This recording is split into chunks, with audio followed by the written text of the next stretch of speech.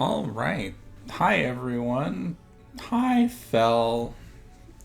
Thanks for joining. We're gonna finish. We're gonna finish FreeSpace 1 today. So let's just get into it because there's a lot that's gonna happen.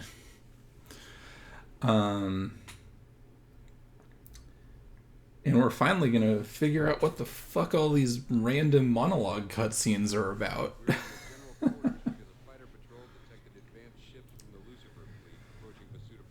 Hey, the thing that the Terrans couldn't do in 14 years, the Shivans have done in like a couple months.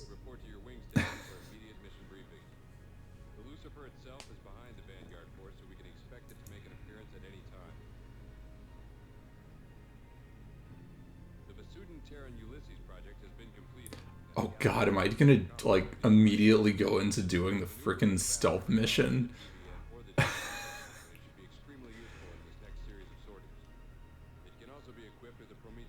Hey, maybe a ship that doesn't horribly suck.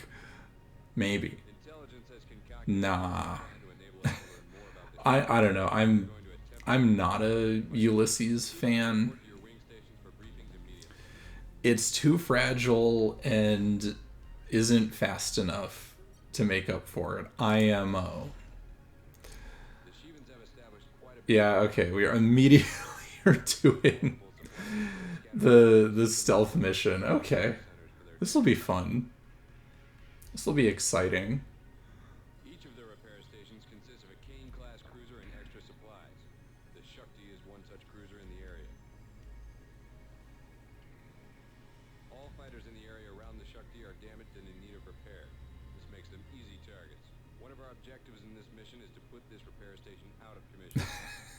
It's supposed to be an air superiority fighter, except you're trying to establish superiority with the worst ship.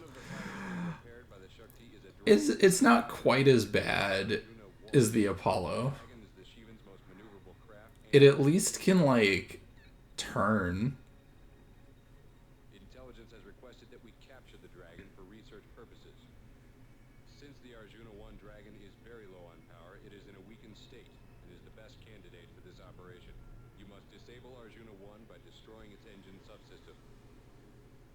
I don't think we've actually fought a dragon up to this point.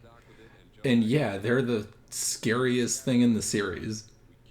Like, that holds true all the way through the second game. Like, the minute any of them show up, you are so screwed.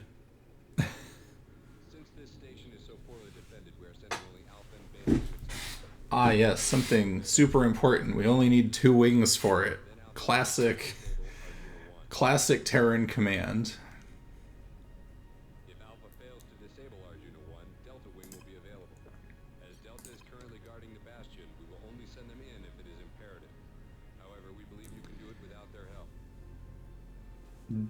We are stretched so thin, we will take the fucking combat air patrol out of circulation if you want. Like, that's how screwed everything is. Alright, let's do this. Also, they gave us... I guess the other thing about especially our introduction to the Ulysses is they give us a pretty mediocre weapon loadout.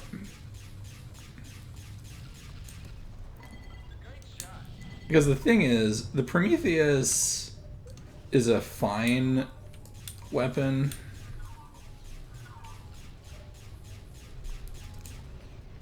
But it don't do so hot against...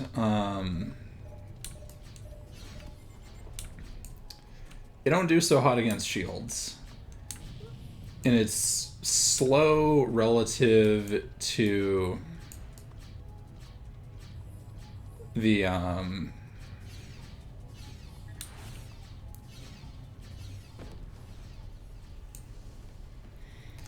It's slow relative to the Avenger.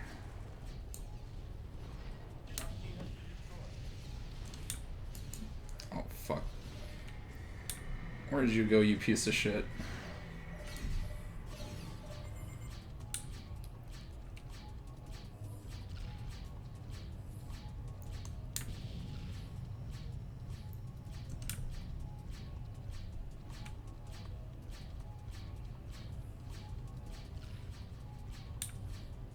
Almost.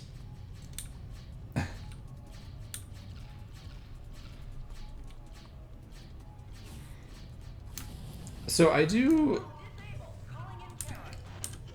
Hell yeah.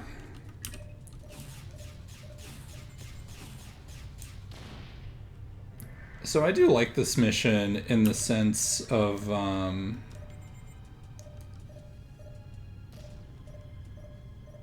hey, Freya. Establish dominance by flying the worst ship. Exactly.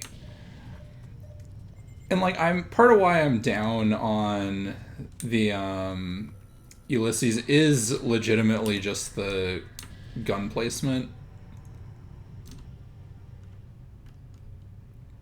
Because it's just far enough apart,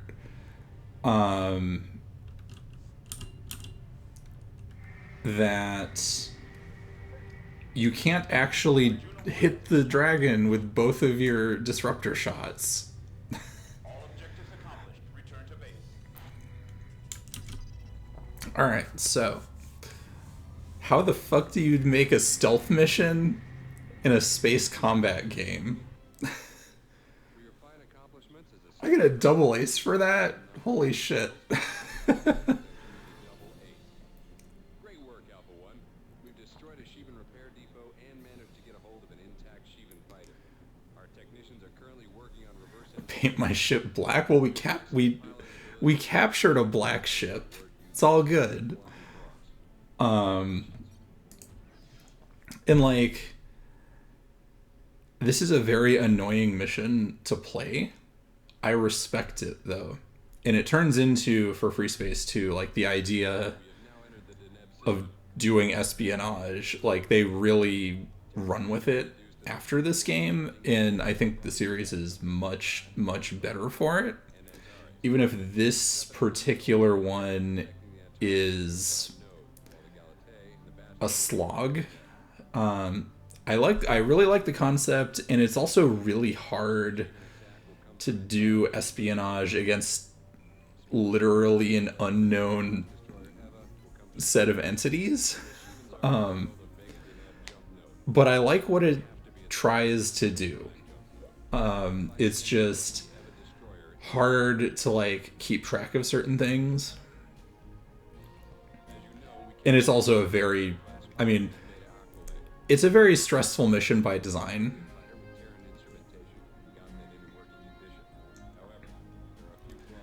Oh yeah, you know the best thing the Sheevans have made? You get to fly the worst possible version of this. We also have had some difficulty with the Sheevan engine systems. In test runs, the Dragon broke down for short periods of time. We are looking into this problem as we... So, the classic sci-fi storytelling trope is that the prototype is good. Well, in this case, the prototype is like a real prototype. It is a hot piece of garbage. It is less maneuverable than some of the stuff you've been flying already. It doesn't get anything cool, and it breaks all the time. Like, isn't that perfect?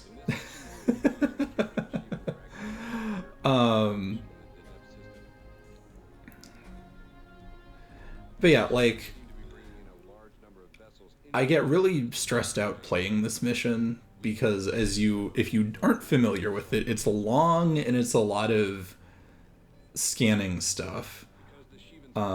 Freya's favorite verb.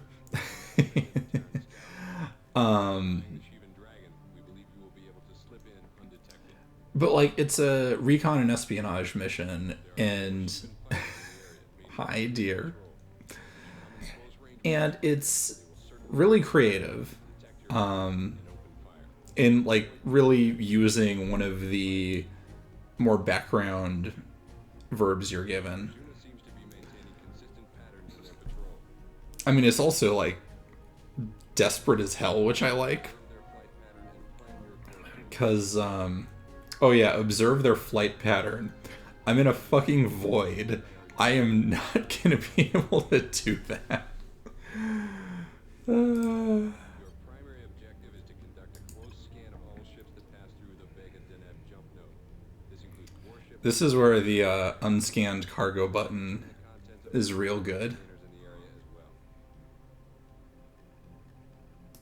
We have reason to believe that a Shivan Demon-class destroyer, the Eva, Also, just the saga of that you're scanning. this particular ship getting remodeled Its flight systems will took. predictably. It was one of the last things to, I think, get remodeled. There's, I think, one FS2 ship that took even longer than it, but part of it is they're both really weird shapes.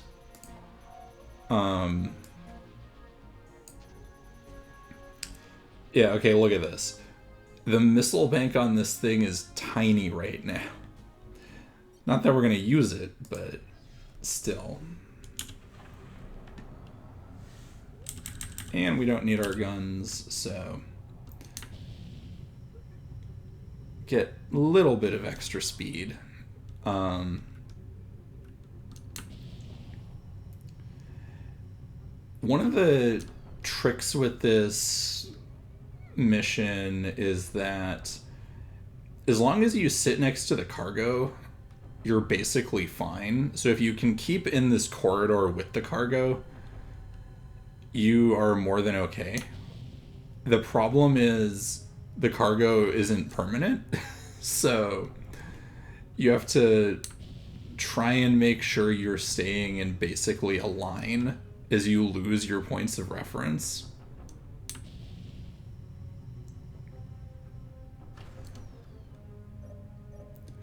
But I do appreciate that they start you with this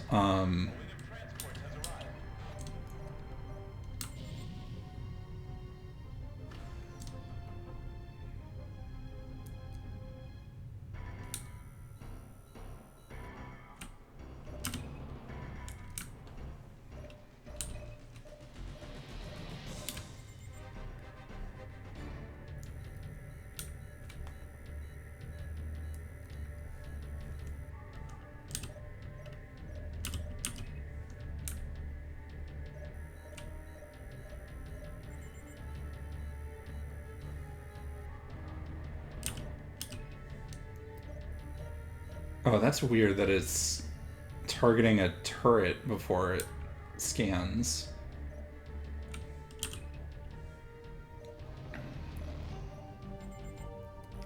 Or before it lets you move on.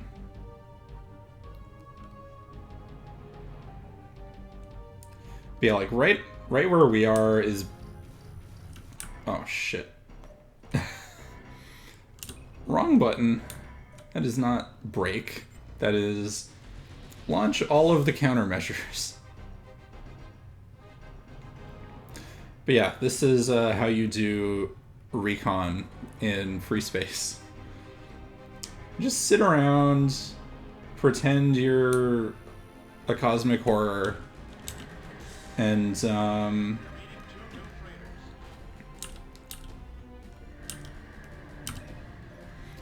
this mission's also the one where if you know the targeting controls, it helps a lot, because they don't actually give you an escort list for this one. So like, newest, like target the newest thing in the mission is one of the things that I use a lot, because it helps you keep track of everything.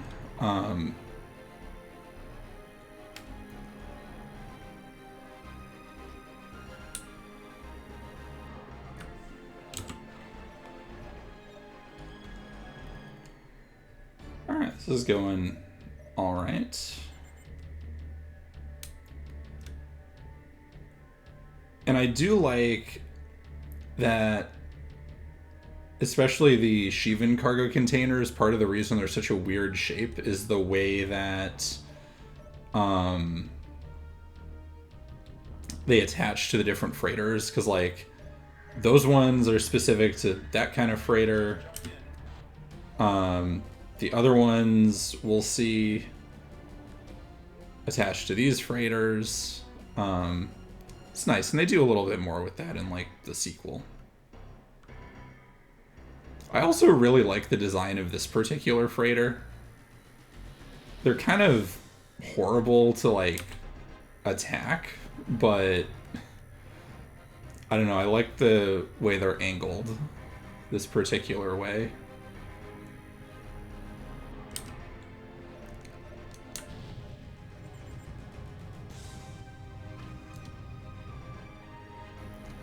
Alright, and we are losing our point of reference,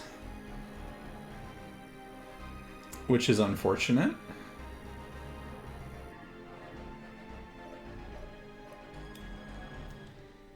But yeah, the thing that you're kind of stuck doing now is trying to make sure you're lined up with the ships as they arrive. And here, things are going to start getting slower. And that one always comes out weird.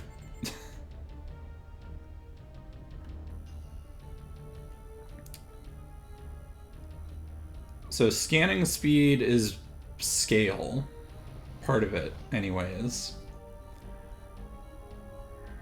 So as things get bigger, they get slower to work with. And it's really fun to me just how, like, just how much hearing this noise and seeing these bars move, just how much of it, just how much stress that can be of like, am I gonna have to restart this? Because everything's on a, excuse me, everything's on its own little timer until they need to leave. So just having to like stick close to these things, it's really good. Oh shit, am I in the way? No. Can I scan this? Shit.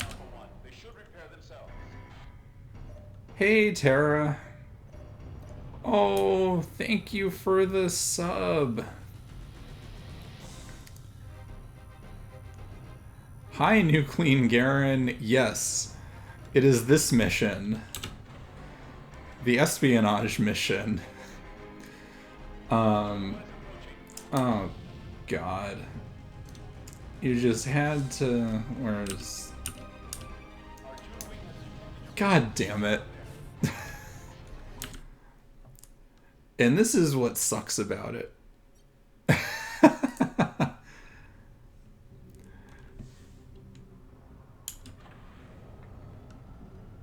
So I did get the Eva, just because of where the Eva jumps in, it can screw you over like that.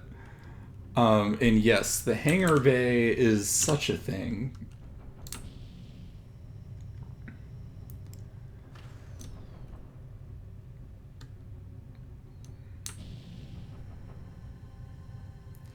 I can't actually remember if this mission lets you get through it if after like they're hostile to you. I don't think it does, but it would be nice if it did. Because again, like partial failure margins.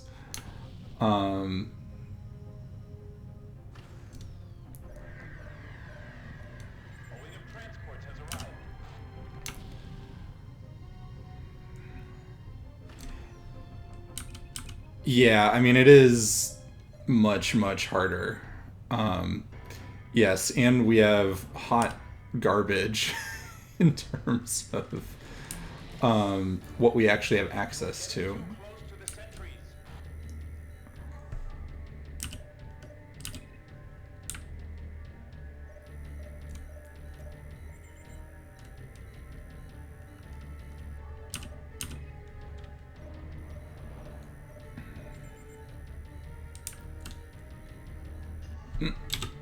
Alright.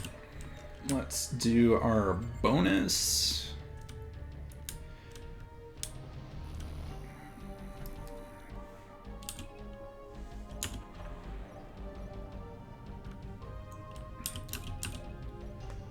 And we should do these because they get picked up first.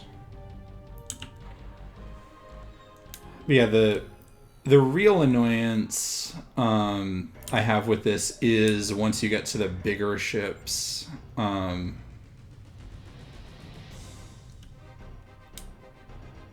okay. Glad to have you.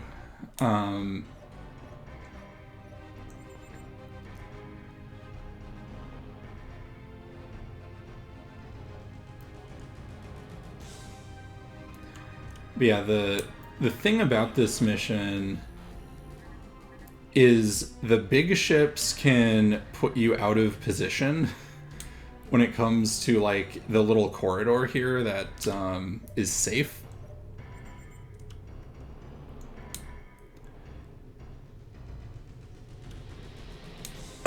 Excuse me. And that's where the execution of it could be better. Just because of how easy it is to screw up with it.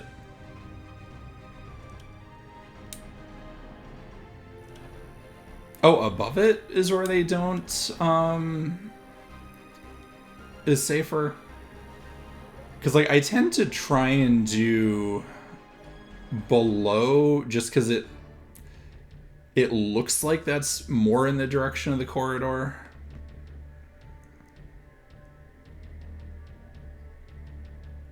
Okay, yeah.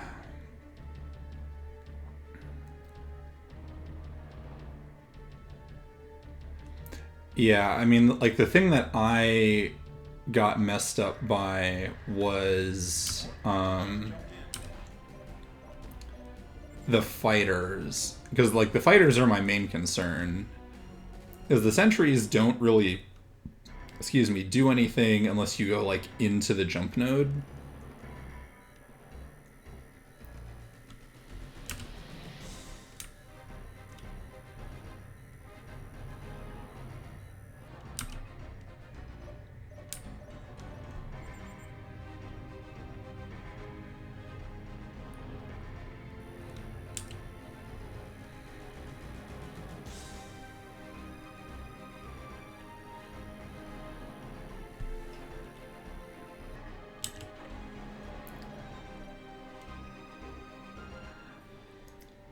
This is also the reason I think it feels like every FreeSpace campaign has to do like one scanning mission. They all have the asteroid mission and they all have the scanning mission.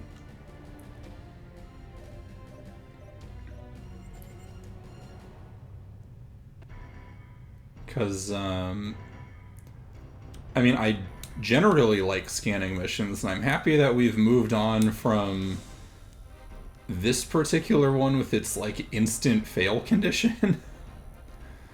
Alright,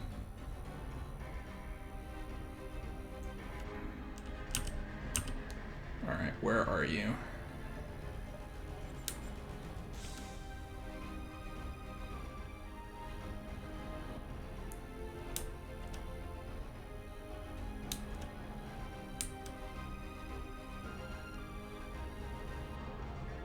Cool. Alright, I think I should be okay here. And not, like, immediately getting nuked by the thing coming through the jump node. because the Eva's next, and I think I'm gonna be at the top of it from right here,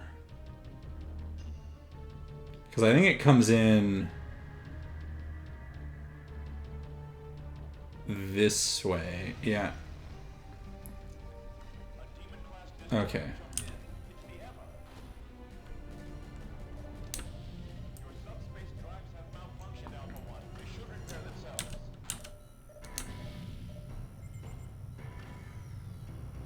God, you're going so freaking fast.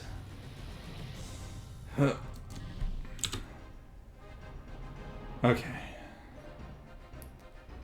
I think I'm okay here. But I should move up a little bit. Yeah. Yeah, it... Oh, fuck. Where are you?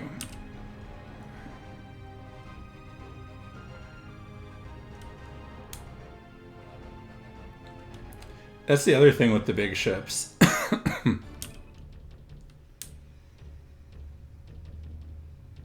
Is they get far ahead of you.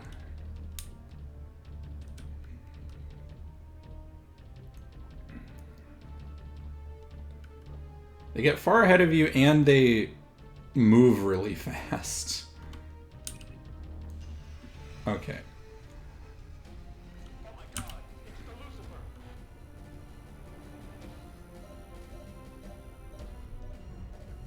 Okay, come on.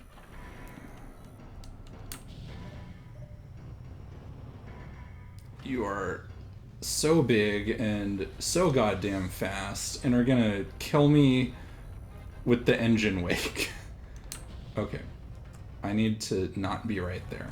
There we go.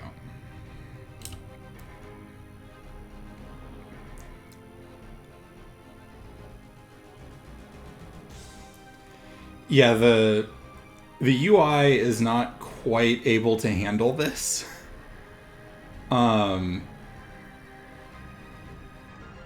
Also, because the proximity thing is really... Yeah, this... Here we fucking go. Galaxy brain ass take.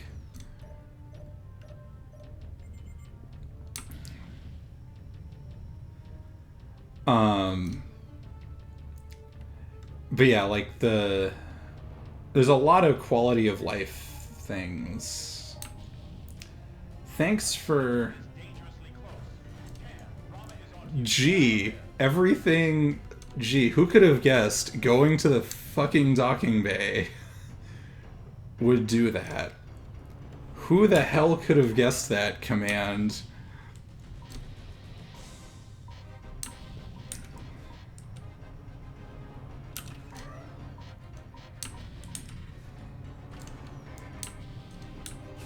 Yeah, you wanna fight? Let's fucking fight.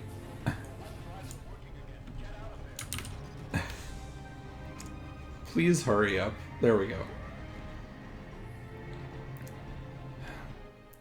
Yeah, some of it is... Excuse me. Some of it also has to do with the distance command tells you they're too close is like right as they're about to discover you. So if it was another like 500 meters, I think it would probably work a little bit better. But yeah, the proximity indicators and just more targeting stuff really helps.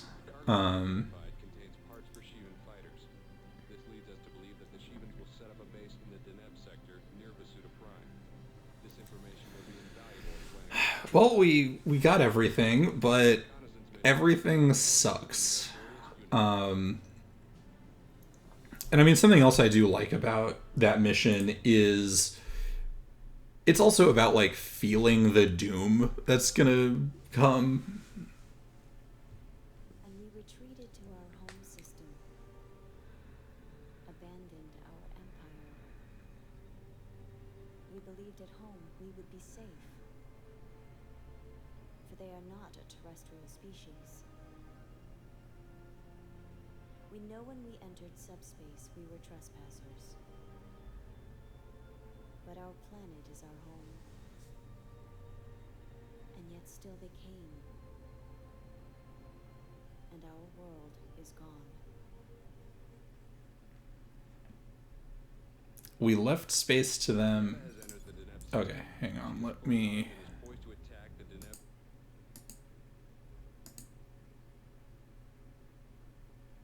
Oh, God. There we go.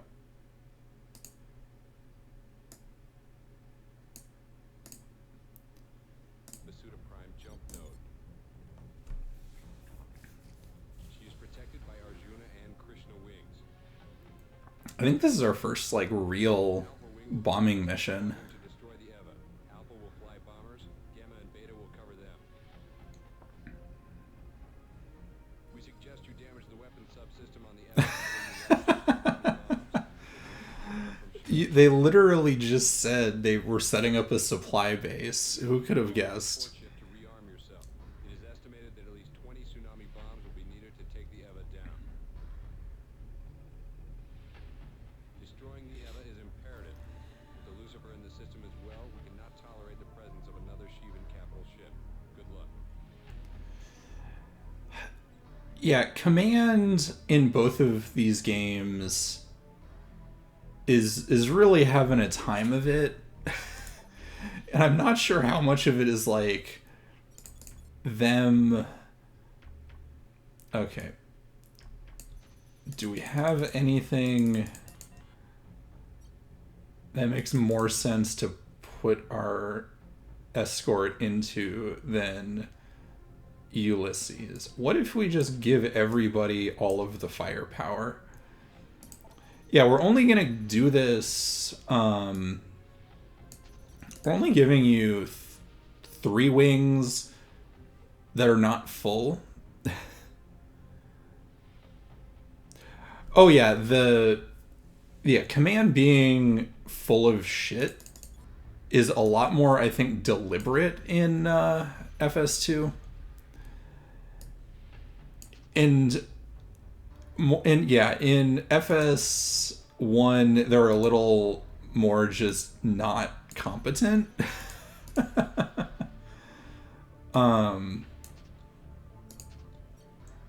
see. You all need consistent firepower.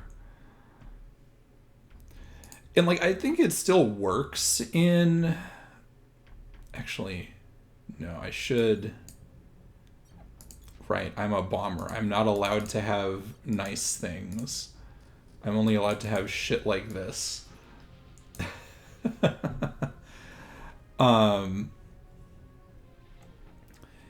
Yeah, the command stuff in general, like mission dialogue, is where I feel like it's the most obvious.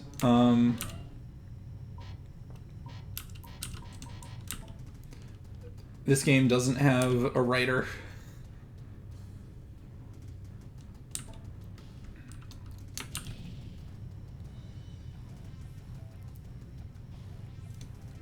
Because, like, there's motions towards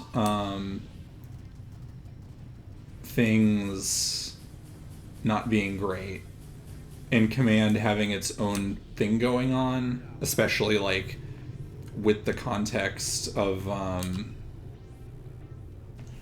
the expansion pack. But it's not...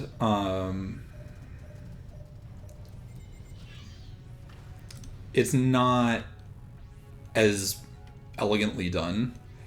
And yes, the bomber tail gun not in fact shooting unless you target stuff is not great. Where's your engines? Because we might as well take those out. I'm also sad you can't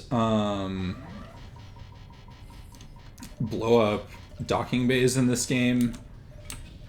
like, it'd be a little tricky, I think, to do properly, but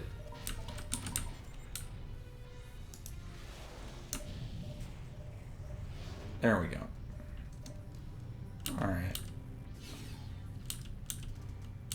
Wow, every subsystem except sensors have been destroyed. That's cool.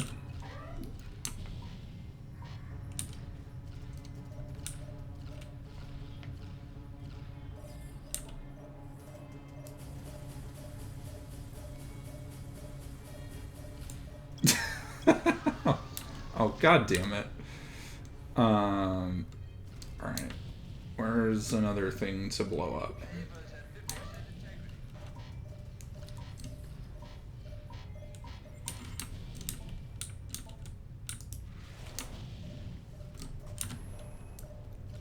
Support ship being deployed. We have engaged the enemy forces. Destroy the EVA ASAP. Alright. Tailgun, help me out.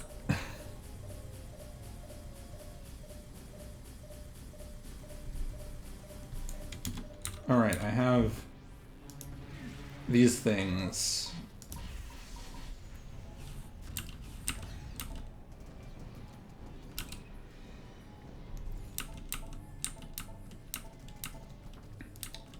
God, is... Please do not kill the support ship while I'm attached to it. Oh, and everybody's dead. That's bad.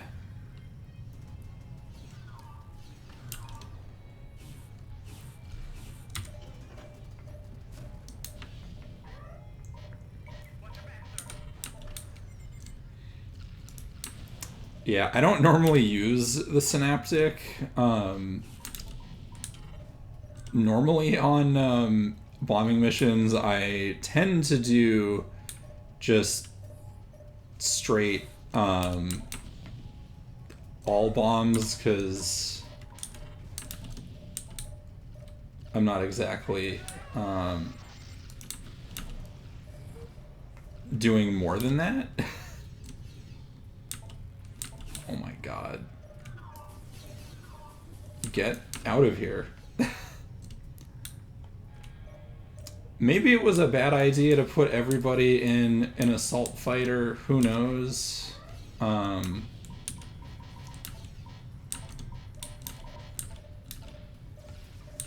Maybe that was a fool's errand, but come on, there we go. I am too experienced for strategy. You know, that's fair. Yeah, the dragons are scary motherfuckers anyways. And let's...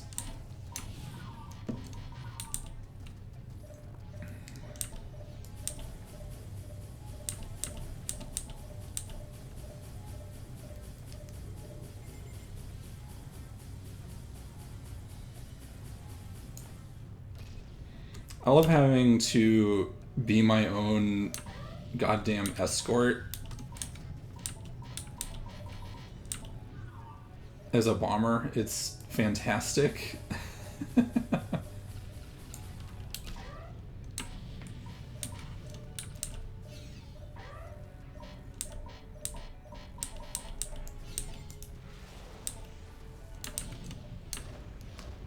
God, that's only doing...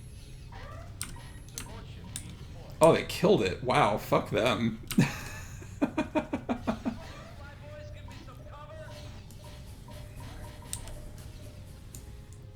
No, I think everyone else is dead.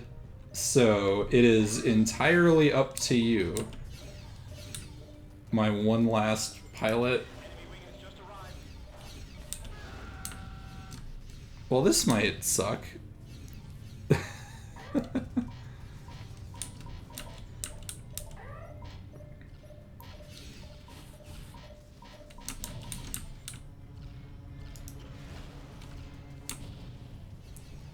Yeah, now he's dead. Well, this is gonna suck even more for the next part if I even get through this, because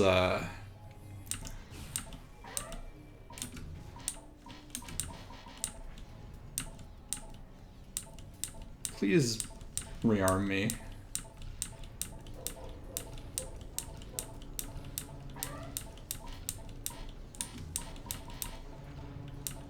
Support has been destroyed. God. Oh shit. Yeah, this is bad. This is what happens when you don't have wingmen anymore. Okay, if I can actually manage to get through this, I will both be very impressed, and it's gonna be horrible for... We need your assistance. Stand by for new orders. God damn it.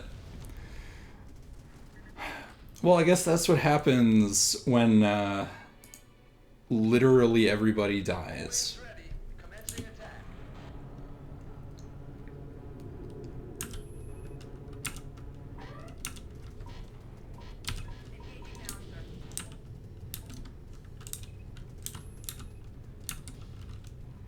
Roger, sir. Ignoring your target. Roger, sir. Ignoring your target. Alright, maybe that'll help, because y'all aren't gonna get fucking distracted.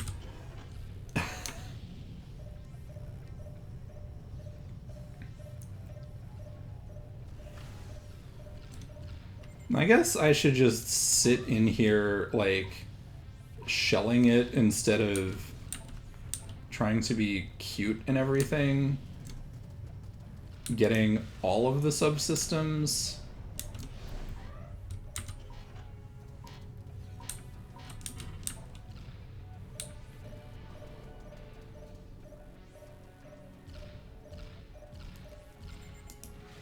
Alright, telling everyone to just, like, fucking murder stuff seems like it's doing better. Weapon system has been destroyed. Support ship being deployed. Because they'll actually, like, try and defend themselves, unlike when you tell them to protect stuff. Which is one of the, like, main issues with the, Yeah, I probably should kill the turret. Juno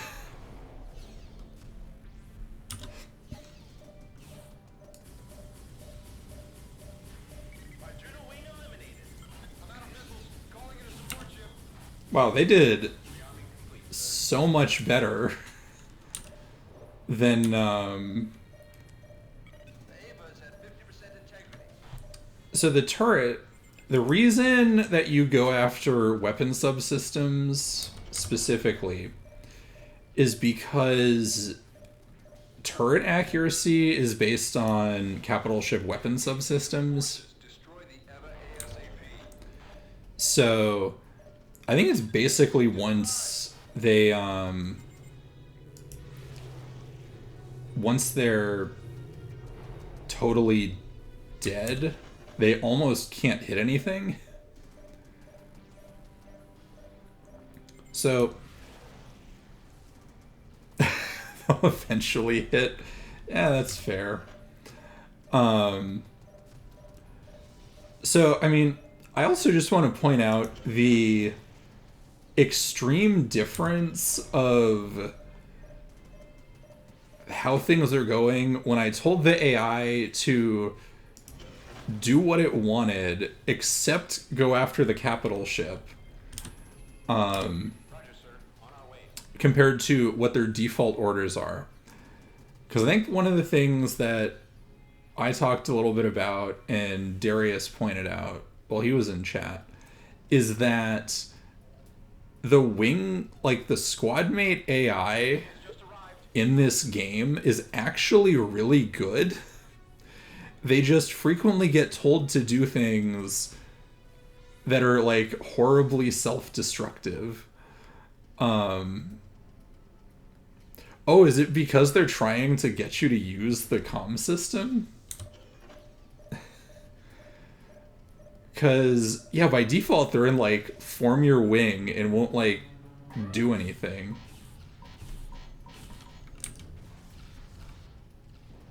Rearming complete, sir. That took that long?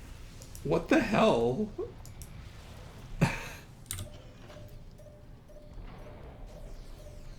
Okay, so those do, like, 3% damage.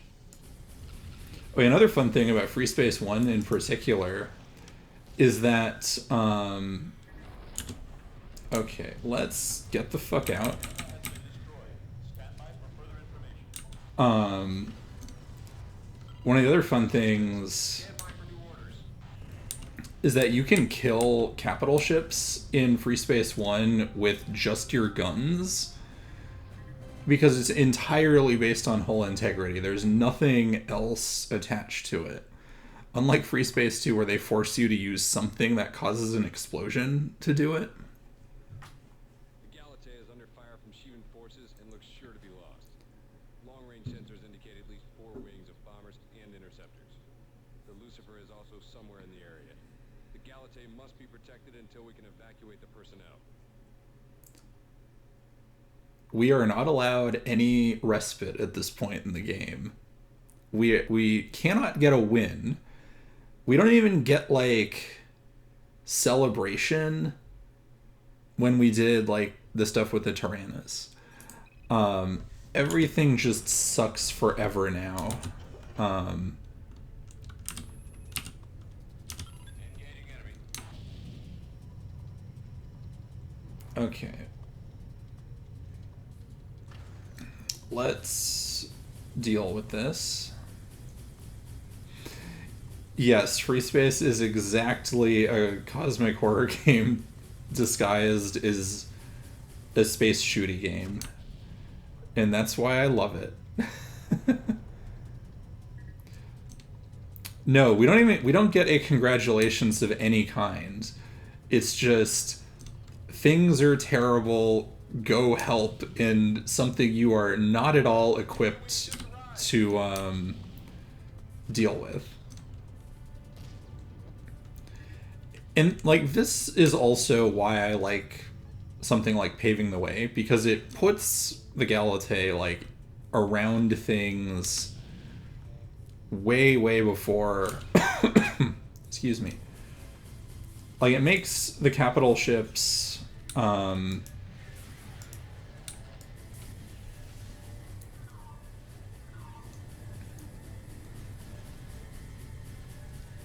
actually seem vulnerable.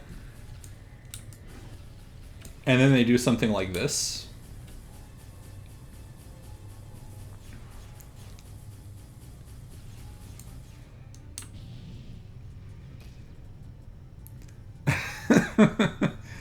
Yeah, perfectly good hangar bay. Nope. Nothing. That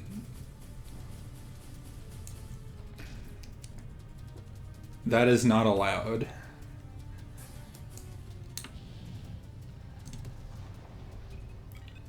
And I mean, I do like it in the sense of everything is desperate and fucked, so you can't even be properly equipped. Like, that's why they do it. And I do like it even if it doesn't quite make... Oh, that was a nice shot. Yeah, see, the AI knows what's up. Enemy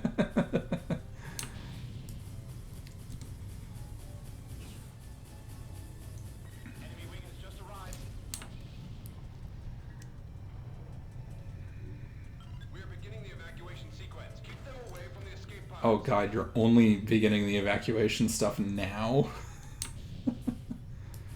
Well, I guess it takes time to, like, get everyone to the escape pods, is the thing.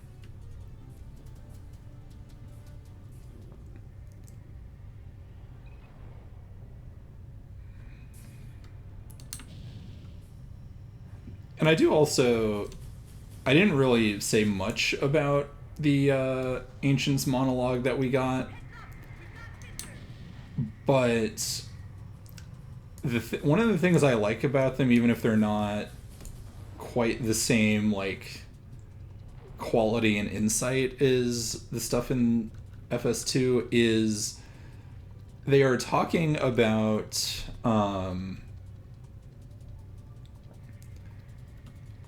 like the consequences of doing imperialism, and the Shivans being like the answer to that, to the point of like they aren't interested in taking things for themselves. They are interested in wiping you out because you've done terrible things. Hi, Jesus. The Lucifer just arrived. We're getting pounded hard.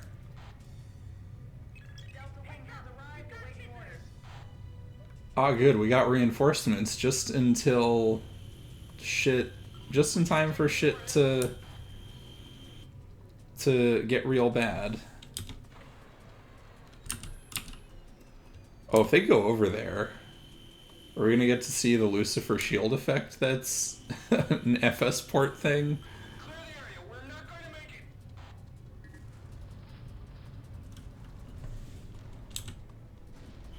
Good God, we've lost the Galatay. Oh yeah, like one of the things I love about the Shivans is that nobody's a reliable narrator about the Shivans. And we have lost our home now, foreshadowing everything else in this game. Because, yeah. Many friends are gone. Everyone in the Terran Alliance feels this loss deeply. Yet greater is the tragedy of the Vesudans. There is nothing between the Shivan fleet and Vesuda Prime. Soon their home world will be gone. Our fighters fought bravely to preserve the Galatay, but there was nothing to be done. The Lucifer was too powerful. Many lives were saved by the Hermes escape pods. For that we are thankful, but we mourn the loss of Admiral Wolf. He was a great commander and he died with a ship he loved. All surviving pilots are reassigned to the GTD Bastion. Though we all lost friends on the Galatay, there is no time to mourn the dead. The fate of the Alliance is grim. Yeah, stuff is bad. You have to keep going. And just get more and more tragedy now. We're going to take your one little win and we're going to dump it right in the trash can. There are a few of us left. We know we will soon be gone, and so we can see our fate as others will see it. There will be little legacy, no great expressions of what we once were. Our technology, our achievements, if ever they are seen again, will spawn none of the awe that filled our conquests. We know our fate. We are being eliminated. When we traveled subspace, the cosmic destroyers took note. When we conquered and colonized in galaxies where we had no place, the destruction and the anguish and the loss were the clarion call of our doom. And so, the destroyers came for us. And like, this is the thing that makes the Shivans work so well. I'll be delivering your command They, while you're on board the because we don't get any reliable information about them ever, on the Galatay.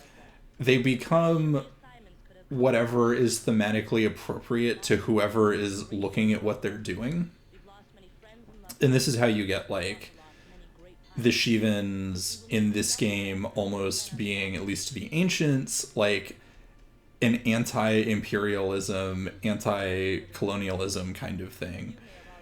And destruction of the Galatay at 1900 last I know one of the more common reads of Prime.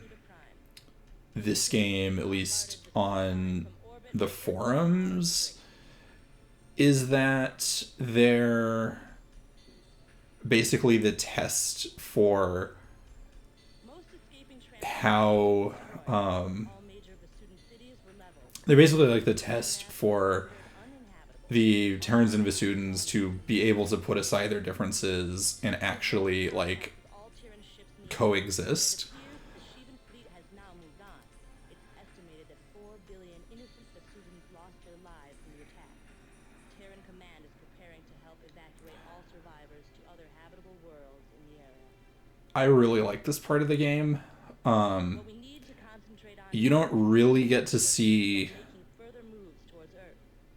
the really terrible thing happen. You just hear about Evacuation operations in the planet being destroyed.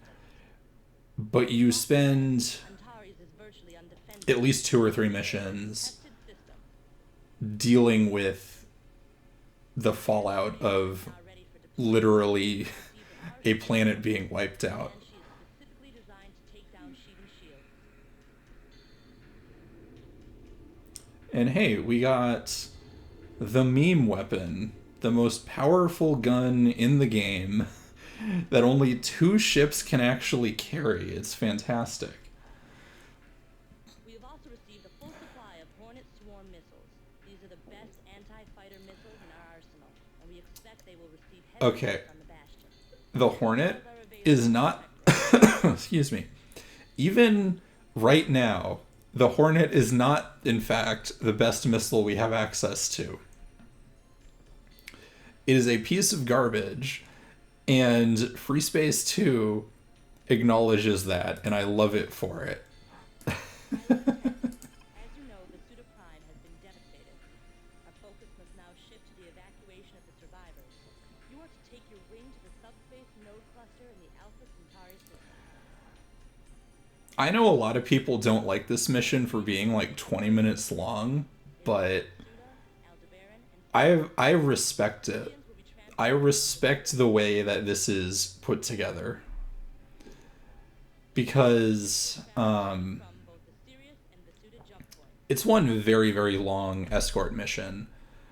Because of the strategic But part of the reason I agree with it being long is vessels in the area. it's giving you part of the experience of just the exhaustion and strain from everything that's going on and forcing you to play some of it. And it is not necessarily like normal standard game design. But it has a purpose, and I respect that. Oh yeah, Blue Planet has some really long stuff that is very interesting. And one of the reasons I'm playing this is so I can play mods like Blue Planet. Because I think I've mentioned that game quite a bit on various streams, and I would love to like stream it again, because I haven't played it in years at this point. But here we are. It is time for consequences.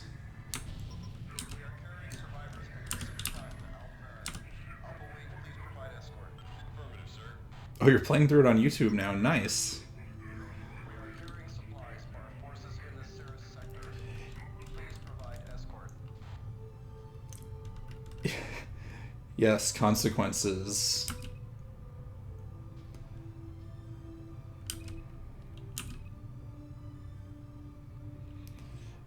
And this is and one of the other things that I like with this is you're seeing like geometry of an evacuation.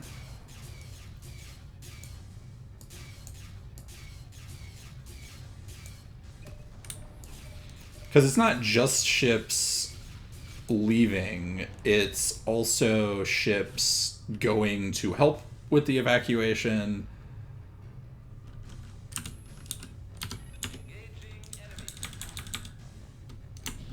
Alright, we gotta get over there. And now another thing about this mission that I also find interesting is that the Sheevans aren't actually doing that much in the way of like chasing the various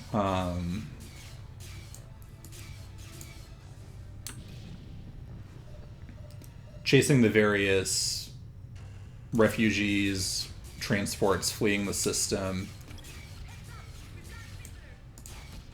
or even really like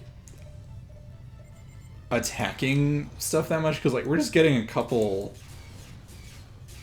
bombers, like not even the really scary bombers.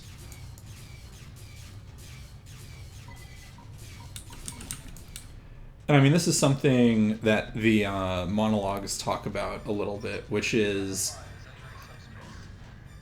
they aren't always that interested in like completely annihilating everything. Because like they sure could send a bunch of stuff here, but they're just kind of harassing you.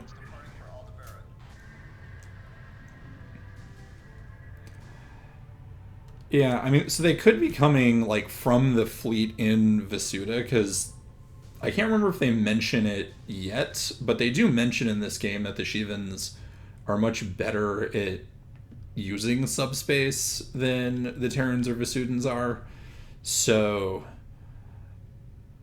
I could imagine a world in which they're coming from like the Vasuda system. Terran, please assist us in escorting additional survivors from Vasuda Prime. We are heading to Aldebaran. I'm on it.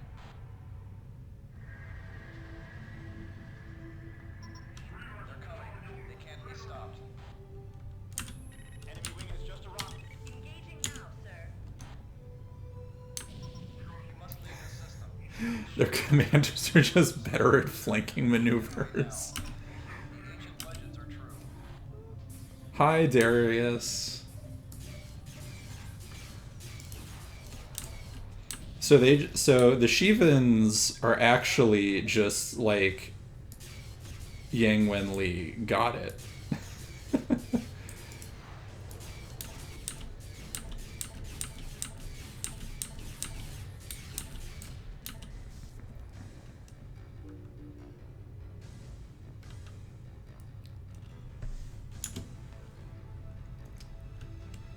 They do have better ships and better shields, not necessarily better guns. If you go by the game, at least. Yeah, narratively they have better guns, and in FreeSpace 2, Kappa 9, departing area. in certain ways they have significantly better guns, at least when it comes to like beam weapons. Entering subspace. The Basudans are sending armed transports to deal with the Shivan threat. We are also sending a wing of freighters to resupply them. It is critical that these freighters make it to their destination. We must ensure that they make it safely to their jump points. Carry on, Alpha 1. They're supposed to.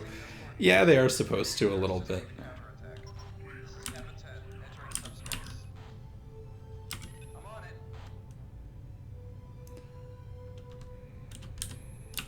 Heads up. Engaging now, sir.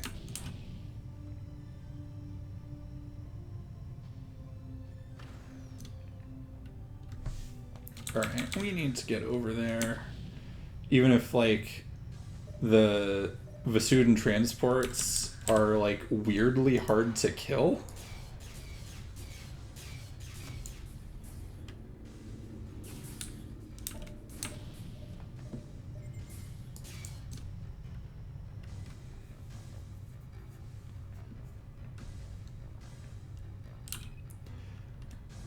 But yeah, like,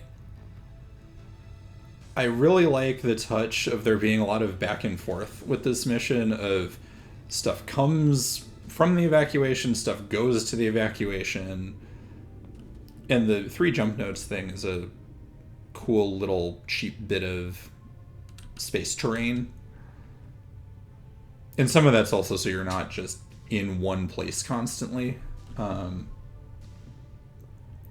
yeah, I like this mission a lot. It makes what they tell you hit home. And some of that's because of how freaking long it is. And it's also why so many free space campaigns have something called Exodus in it.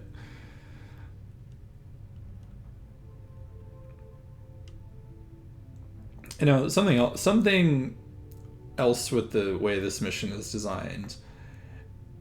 It doesn't quite hold up as well on repeat playthroughs because of how much downtime there is, but if you either are playing on like a higher difficulty or have never played before, all the downtime is really, really effective because one, it'll stop you from being too overwhelmed if stuff keeps happening, just because there aren't that many Shivans. And then it's also, like me, I've played this, God, I don't know how many times. This is just chill. But if you've never played this before, anything can happen. The Shivans can show up whenever they want. It does stay more stressful if you've never seen it before.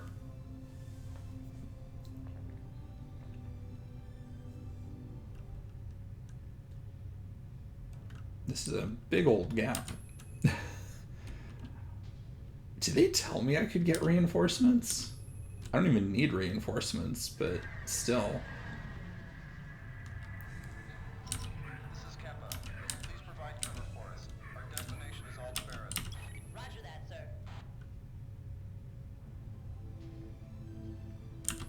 Heads up! Engaging now, sir. Dogfighting in the assault fighter.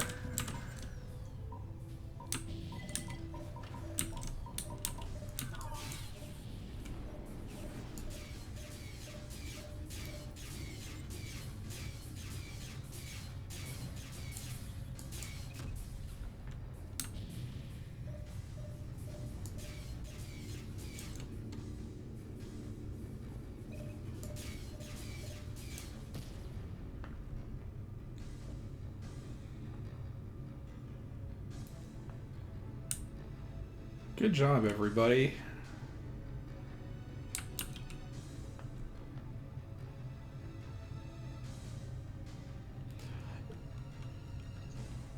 Okay, the Cetus is a weird ship because in some ways it's better than the Vasuden's actual cruiser at like being in combat. Enemy wing has just arrived. And even though it's a freighter, you never like see it docked with stuff. You mostly see it being used as a transport. Like, I can't remember if it even has dock points. Like, I like it as a general design. It's just funny how, like, in between 5 different things it is.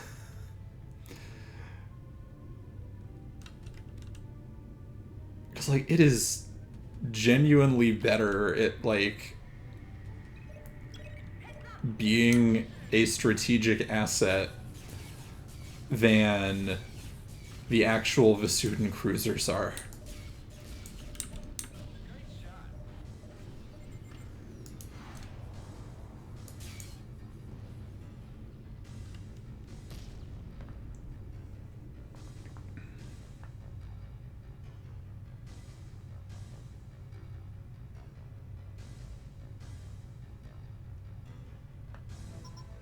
Kappa waiting entering subspace. They made a freighter that's better than their cruisers. Which is very, like, poet society behavior. Theta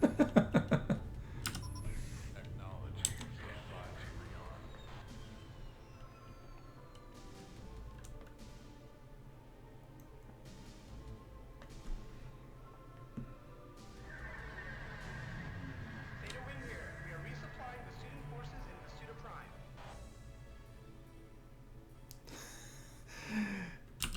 Yeah, ain't that a thing? I'm on it. The ship that was supposed to be like a test bed for beam cannons. Nope. Engaging enemy.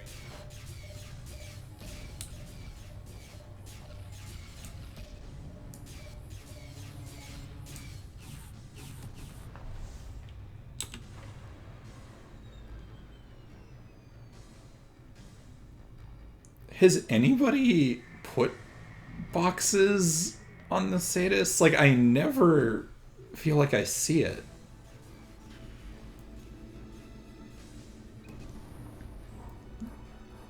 Damn, good job, AI.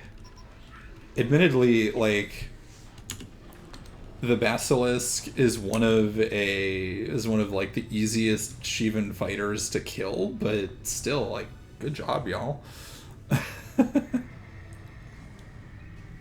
Oh, this is just a turkey shoot now. Because for whatever reason they're jumping in right here constantly.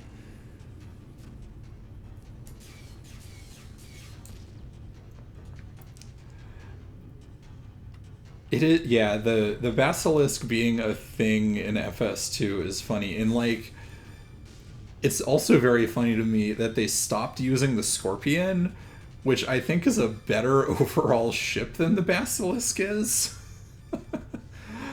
But they gave us some pretty good, terrifying other things in FS2. Like, the Shivan bombers are always the scariest things. And they made a bomber that has some of the most absurd speed ever. And are just like, it's casually a bomber that drops some of the biggest bombs in the game.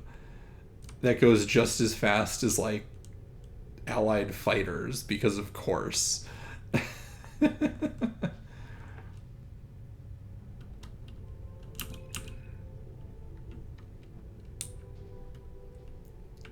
Weapons.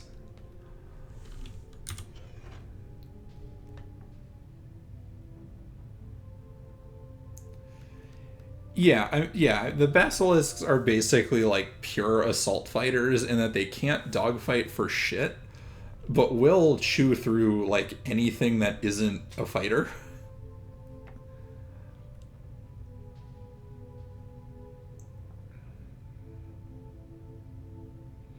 Whereas like the Hercules and other stuff can dogfight a bit better.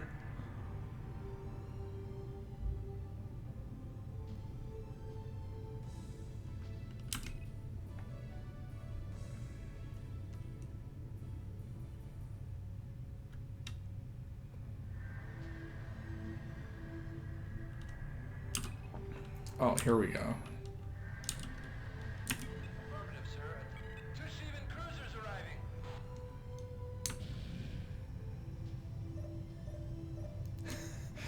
Oh no, are the Shivans gamers?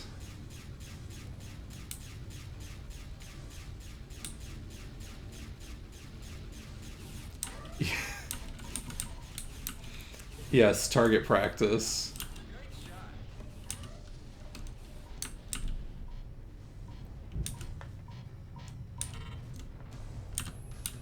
Attacking your target.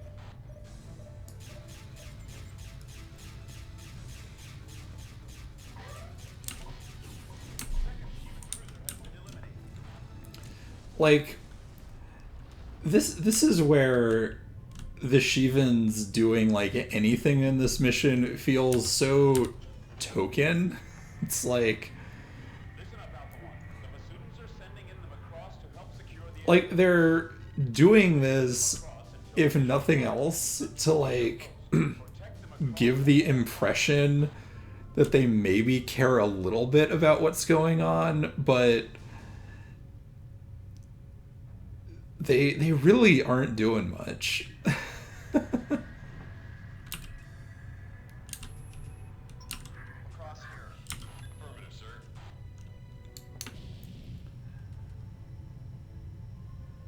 I mean, some of it is the FS1 capital ships suck, but I'm even talking just about like they will send one wave of anything after a convoy, and it's not anything that scary.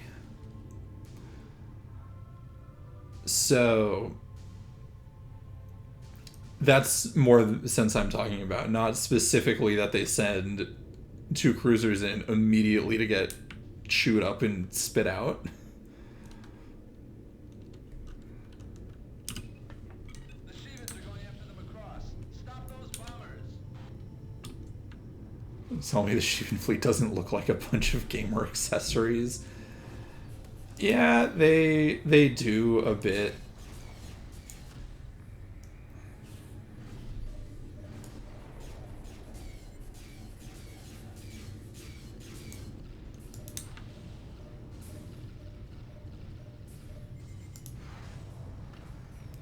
Oh, to be the one basilisk left and have every gun in the area turned against you. Affirmative, sir.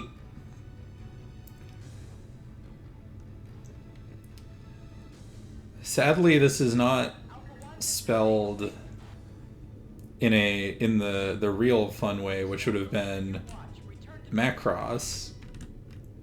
But I'm pretty sure it's still a reference of some kind to Macross, because people who made this game are nerds just like me. You did an outstanding job in protecting the Vesudin transport. They probably didn't want to get sued. Yeah.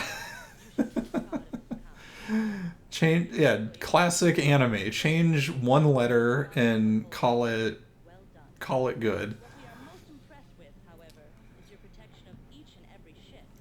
We did not lose a single freighter or transport, and the Now we're getting medals. That's how we know things are horrible. amazing accomplishment. And for this, we are awarding you the meritorious unit. But good job. I feel like I did deserve maybe a medal on that one with The TVD Hope the performance. Oh, after an intense battle here we go. sustained moderate damage and will be jumping to the Beta Aquilate system. What's the name of Coca-Cola and Other Side Picnic? I don't actually remember. Wings to help cover the Hope while it is It's been a long time since I watched it. are sending their own fighters to stand guard over the Hope, but it will be some time before they arrive. The Hope should be in the system when you arrive. We do not believe the Shevens have enough forces in the system to mount a serious attack, but their strategies are difficult to predict. Good luck.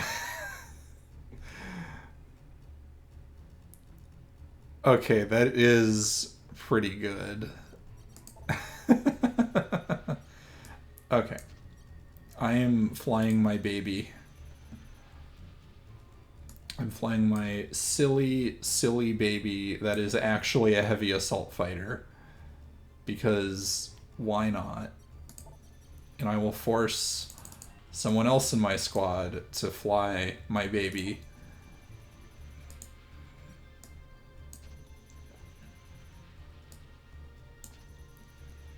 Alright. You all actually can mount this, so why the fuck aren't you? And we're fighting Shevens. We don't need hull damage right now.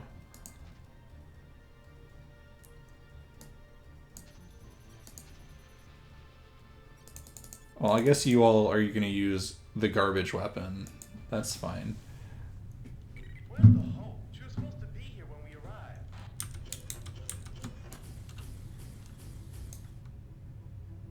Oh, drinkies. Okay. Thank you for the redeems. I will do both of those while we wait.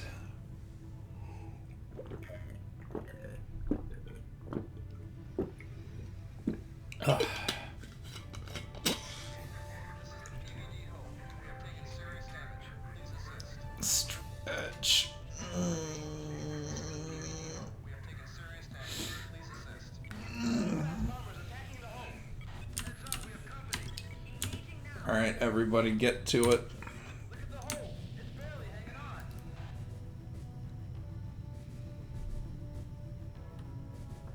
I also like where this is placed because it could very well turn into Another Galatea situation.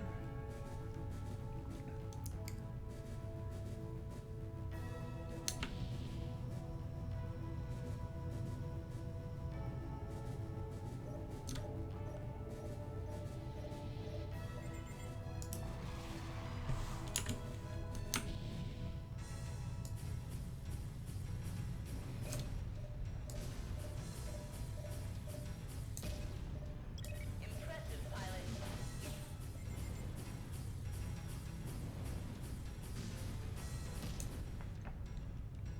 I am sad that they never quite made anything with the gun ports of the, why the fuck is nobody shooting this?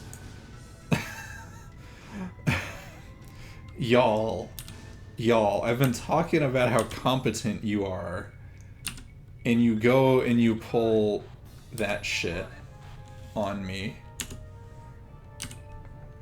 More Nefilum bombers arriving. Engaging.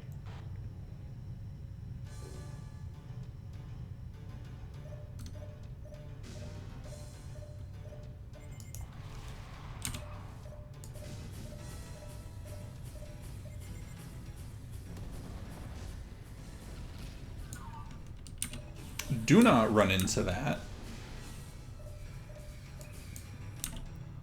Alright, there we go. Good work.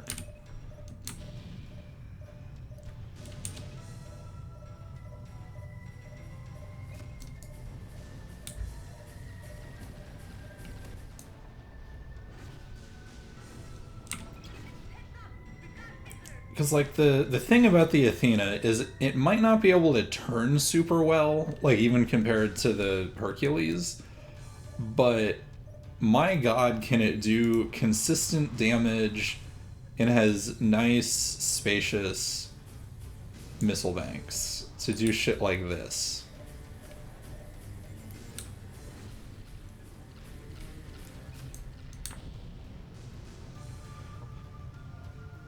And I mean, so this is sort of what they actually make the Hercules Mark II.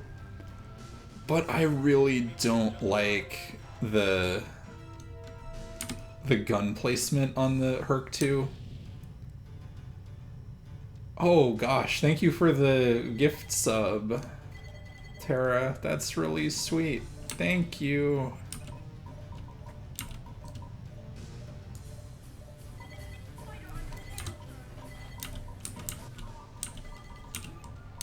Yeah, who the fuck are you, Manticore? You're gonna die is what's gonna happen.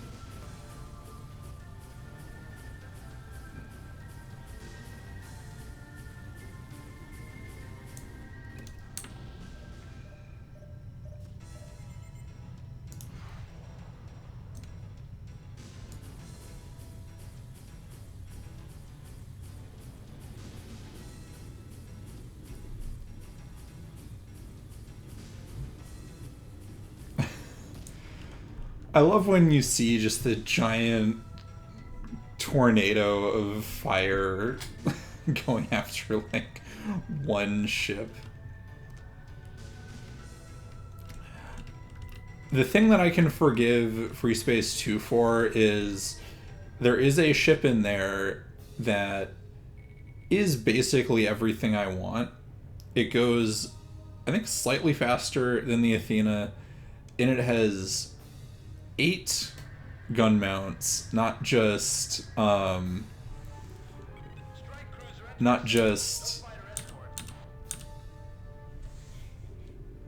yeah. I love the Arrhenias to death, also because you can put the Prometheus S on it, and it doesn't, you can't tell the difference between it having the longest range effective gun in the game and the highest damaging effective gun in the game, because it's just so goddamn scary.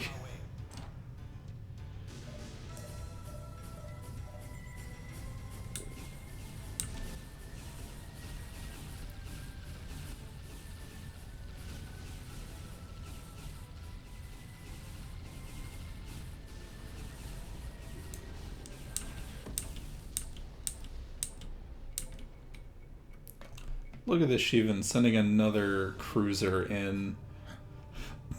Excuse me, because of course they do.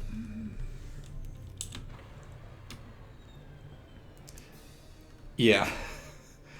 I do occasionally put the double Kaisers on there just for the hell of it, because I think it's hilarious to like overkill everything in that game. But it is not at all practical.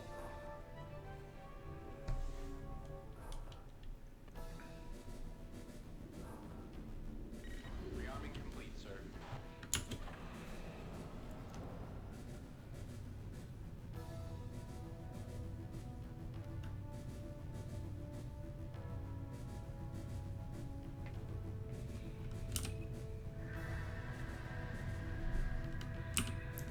Another cruiser.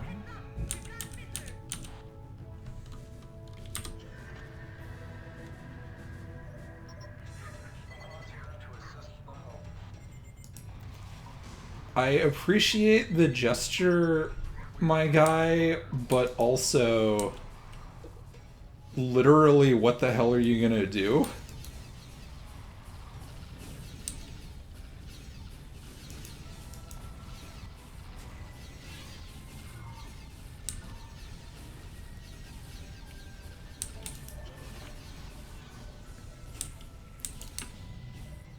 Alright.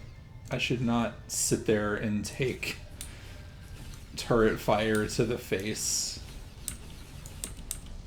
Oh. Well. I haven't gotten my sensors blown out yet. It was time for that to happen, I guess. Well, thank God the AI is here to save my ass. Oh, good. And I can't see them. Perfect. Well, I'm glad I got this on stream recorded, because shit like this is why I love this game. Where you'll be in you'll position yourself wrong, and then like suddenly you can't see anything.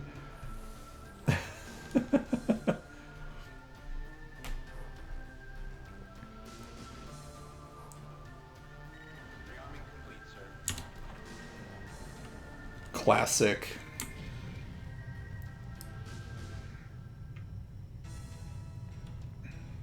I wish more games let you do that. You just restart.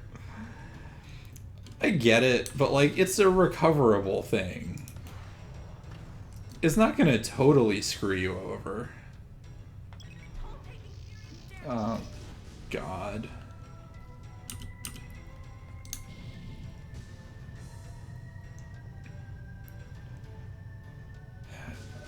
Dragons, even scary on medium.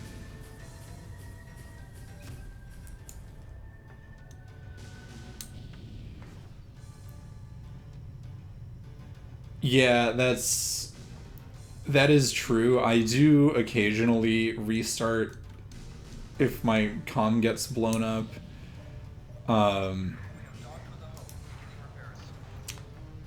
Because yeah, there's a lot of good dialogue, especially in 2.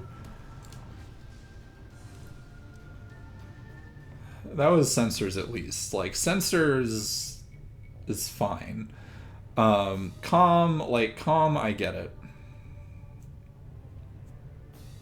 Hope, how much longer are these repairs gonna take? We can't keep this up much longer.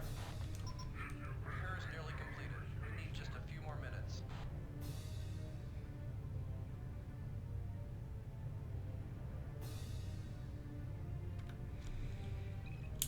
New bandits in the area. God, I forgot how long this mission was, too. Hope needs a few more minutes. Let's get the job done. 'Cause, yeah, it's another just wear you down, because that is where we are in the narrative kind of time.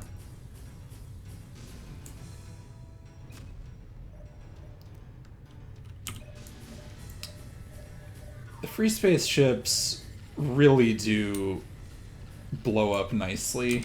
Like, Enemy wing has just arrived.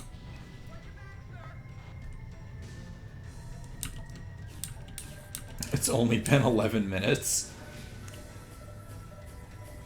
It has only been 11 minutes, but the other thing about FreeSpace and a lot of like the other games of this era is they're pretty high cognitive load games. So like even 10 minutes can feel like a long time.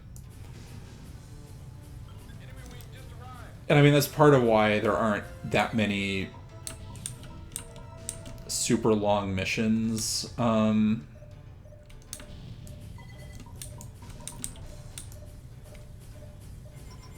sensors are back online.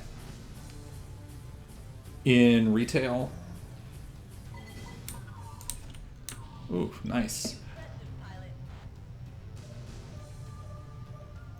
Because like most of the average length missions in retail are about, I want to say, like 5 to 8 minutes compared to 10 to 15.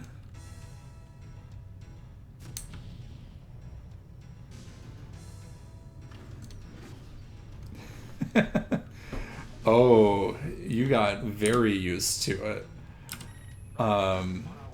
Yeah, like, so I haven't actually played any of the old Star Wars games, really, other than, like, trying to get them to work. Partially because I started with FreeSpace, is, like, the first game. We have arrived to escort the Hope to the Aqualay installation. He may return to base. Rearming sequence aborted.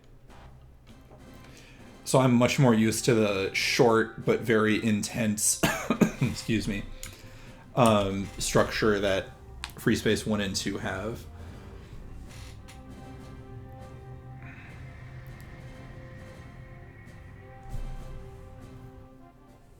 God, we got another medal. This mission was quite a bit more intense than we had expected, thanks to the Sheevan. Fortunately, you were able to hang on until the Vasudan reinforcements arrived. And this is one of the biggest. Wow, they don't even talk about giving us a medal. It's just here, take it. Fuck you, take this. Don't worry about how badly things are going. The Death Star trench run in the original X-Wing is so poorly designed. The Lucifer has Fortunately, you can just ignore it. Oh, that's good. given to you on site. I love take this medal and oh, the thing that we just mentioned that we're trying to protect, go deal with this because everything is bad. This is the installation. We're badly damaged. Eject escape pod. It doesn't look like we're gonna make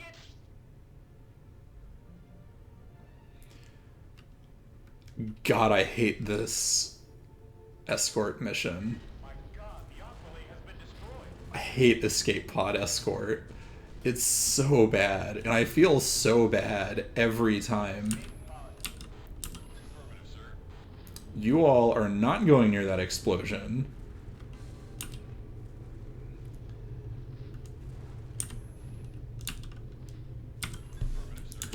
This mission was oof for Teenage Darius. This mission is still oof for me. I tend to just basically give up trying to do this perfectly because it's just so awful.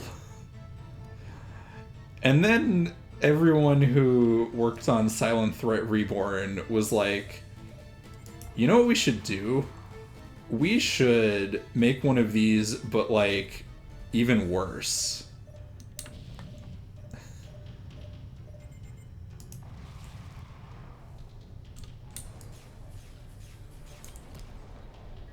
Whew, okay, we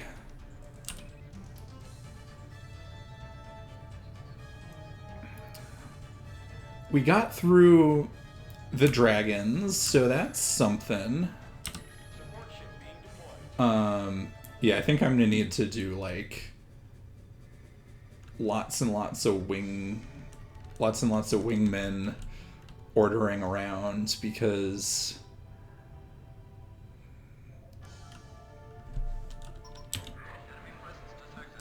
oh god. Engaging enemy. Go fuck him up, please. Rearming complete, sir. We made a pretty solid shooty gun simulator. Make you feel bad for playing it. So it's not so much that, like, they are indicting you playing the game so much as they wanted to give, like, I'm not gonna say realistic sense of war, but, like, they are not interested in making you feel powerful or anything. Roger that, sir. They are interested in making you feel the scale of everything, and the scale of everything is terrible. So, yeah, they aren't super interested. Enemy wing just arrived. Engaging enemy.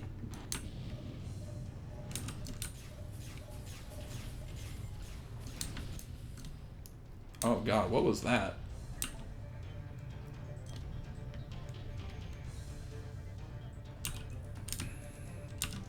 Affirmative, sir.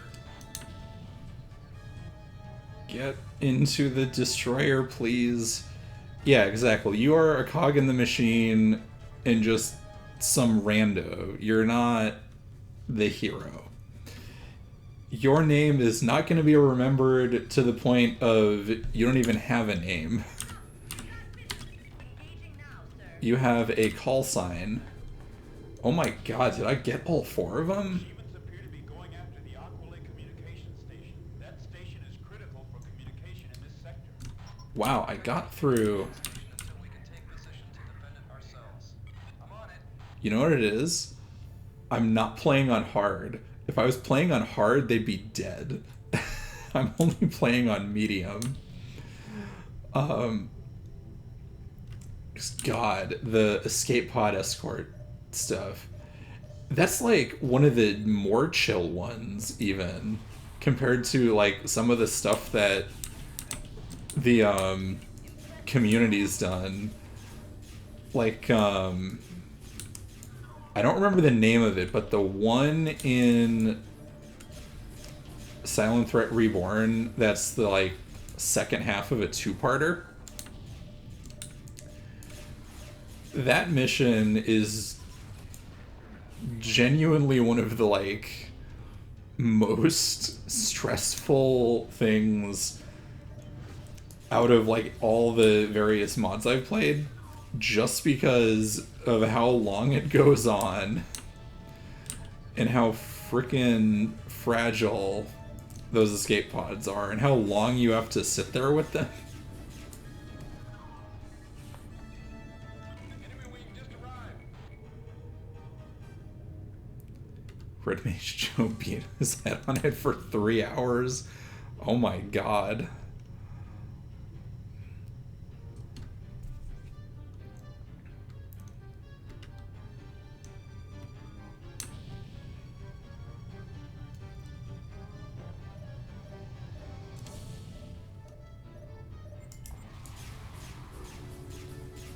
Alright, let's soften you all up a little bit and not die.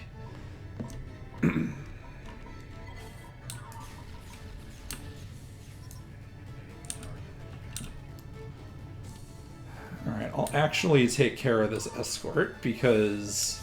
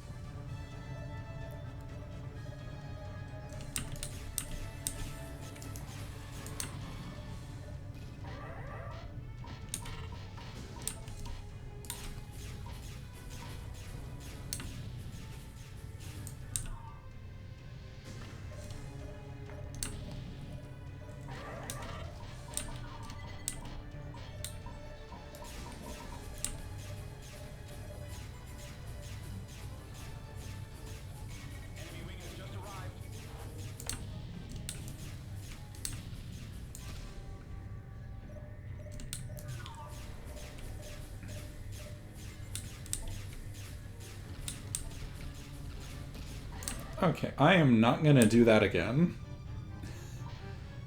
Because that was a lot, and I don't want to die. Expects you to understand things like disarming primary weapons off of warships without telling you to do it. Oh. Yeah, if they're not telling you about important things, that will not help.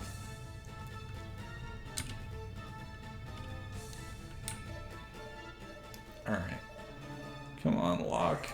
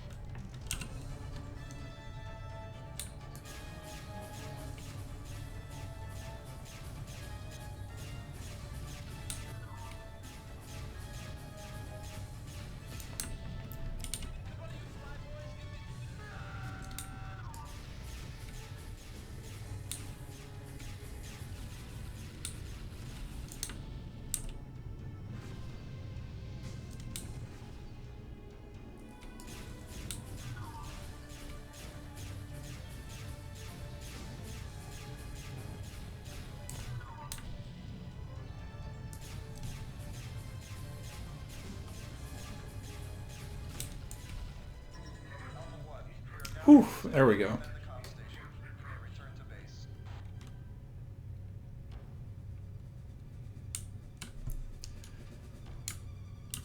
Ah. Yeah, these kinds of games do want you to pay attention. Protecting all the escape pods is most impressive. The survivors thank you and hope we can avenge the destruction of the Aqualay. Okay. The thing that I like about this is that they do not give you anything for saving people. What they do give you a medal for is protecting the thing, is protecting the communication terminal. Like, the GTA does not give a shit about human lives, given how they've acted the entire time. But just, here, we're gonna give you a medal regardless of saving, I forget if they're civilians or not, but like, regardless of saving people, have a medal for protecting equipment. Screw human lives, we don't care. Like, that really says something about the government that you work for. And how they also, like, tossed you into a recon mission with no support and are telling you to do, like, incredibly inane things. And human lives are clearly replaceable, aren't they? The following transmission was picked up by the Terran listening outpost in the Beta Aqualay system. Oh, here we go. Here's our MacGuffin. Here's our Deus Ex Machina Hail Mary. Was destroyed by the Shivans. Managed to land on this uncharted planet when our escape pod lost power. It's uninhabited, but we uncovered the remains of an ancient civilization. They were neither Terran, nor Vasudan, nor Shivan.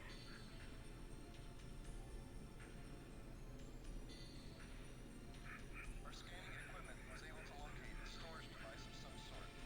It was heavily protected, which suggests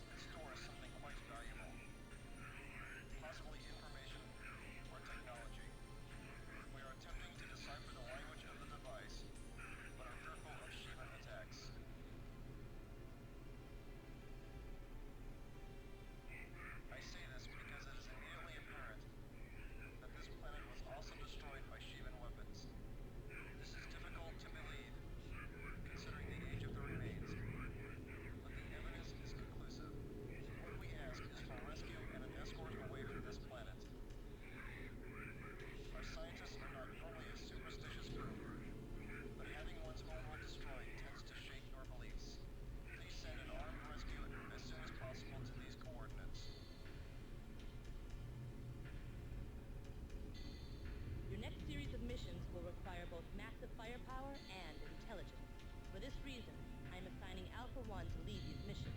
Oh, hell yeah. It only took like 2/3 of the game, but we're actually being recognized as like an individual person Facilitated by the new by our system. commander. It's great. For years, the GTA has tried to give a fighter the ability to do inter-system jumps. After monitoring the Beta Akale engagement, the GTA science colony at Seoul has finally been able to solve the puzzle. All GTA fighters are currently being equipped with inter-system subspace drives. Research and development have nearly completed Project Oh yes, the bomber. the Sheevan Lucifer destroyer. They're having been keeping up. Alpha 1 has both massive firepower and intelligence. We expect that a wing of Ursa's will be available to Yes. return trip to the I agree. Harbinger will assist us greatly in any attacks against capital ships. Until recently, Harbingers were reserved for planetary attacks only.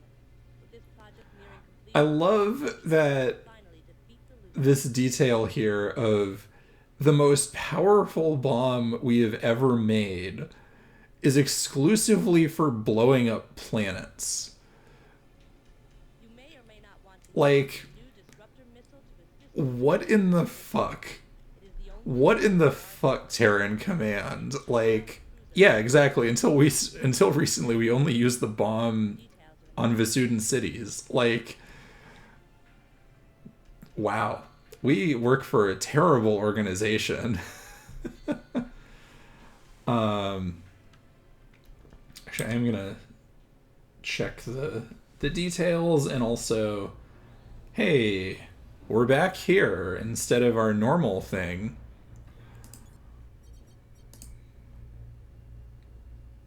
Oh, they didn't give me that because I have to complete the mission. Okay.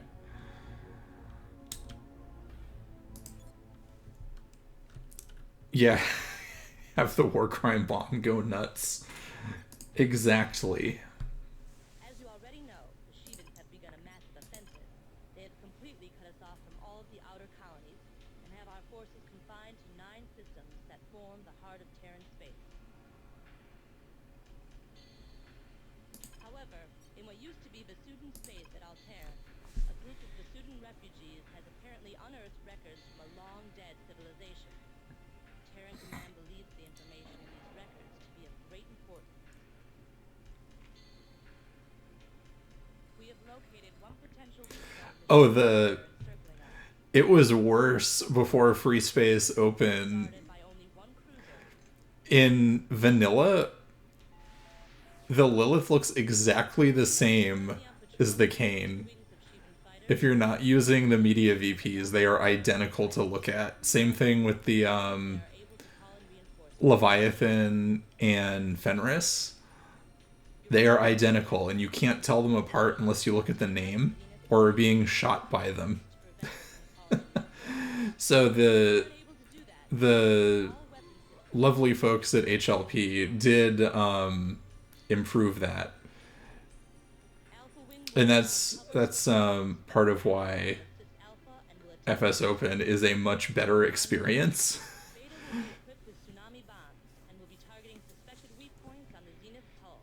Other than looking pretty, there's some actual like good quality of life changes, such as being able to eyeball whether or not the thing jumping in is mortifying or a joke.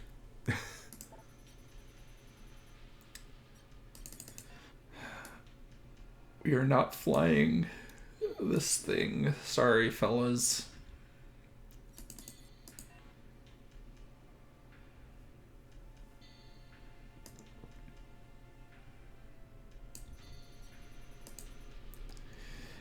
Yeah, the Lilith in FreeSpace 2 is easily one of the most terrifying things in the game.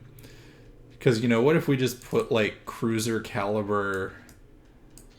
Or what if we put one of the scariest weapons in the whole series on one tiny cruiser with massive amounts of HP? Because why not?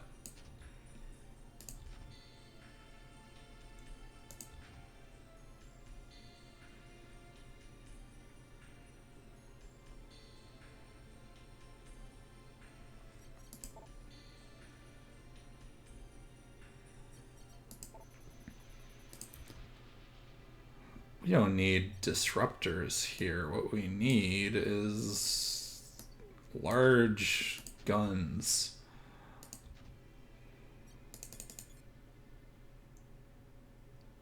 You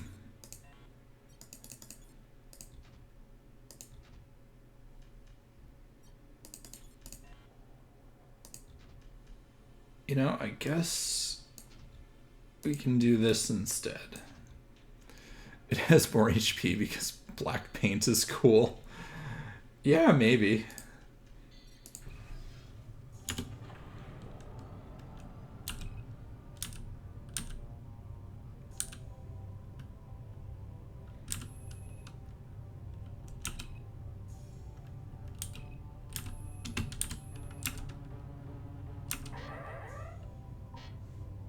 Ready to attack.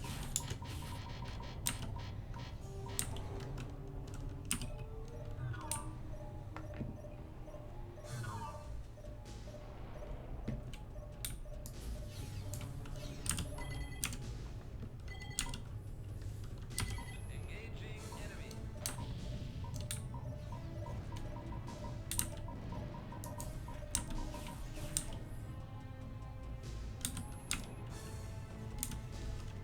Engaging now, sir.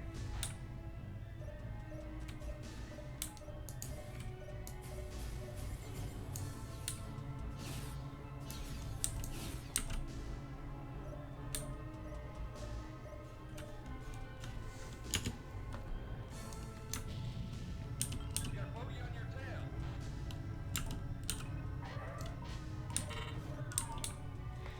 I don't know if I made the right choice about dogfighting dragons in an Athena, but here we are. Oh, that was a nice little cinematic moment. Another thing that I love about this game, sometimes you just get real cool little random shots of things that are extremely visually pleasing.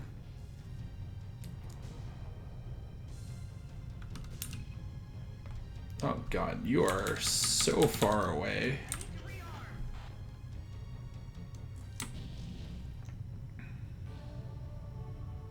New hostiles in the area.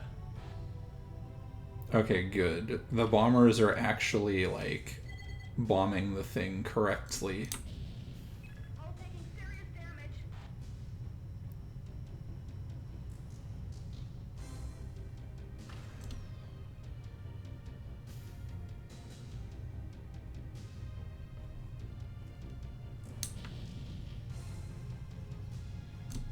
Alright, and here is why we are in... Ow. Sorry, fam. Well, I don't even need to do anything. That's good. Good work, everybody. Here is why I have these.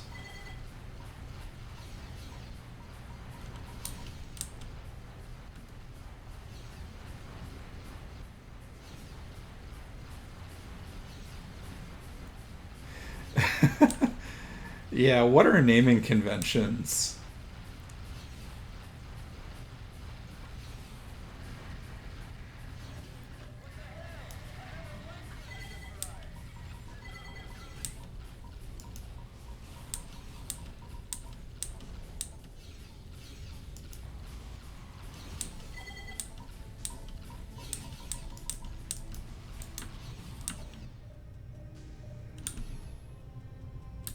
Roger, sir. On our way.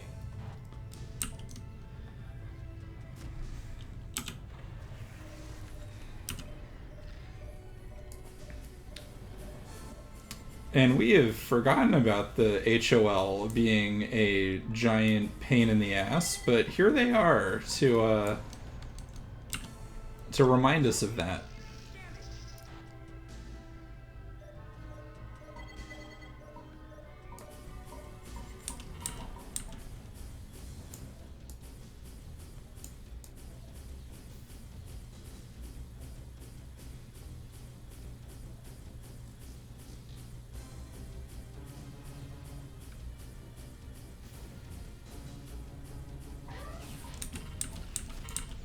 Great shot.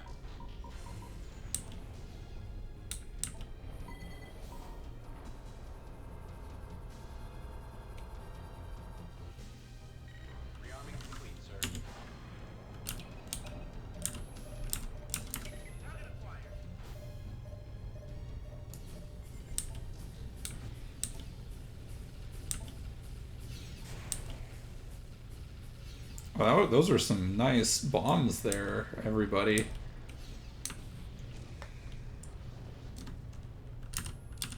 Engaging now, sir. Ready to attack. Alright, everyone, we got one more cruiser to kill. And we're gonna... Oh.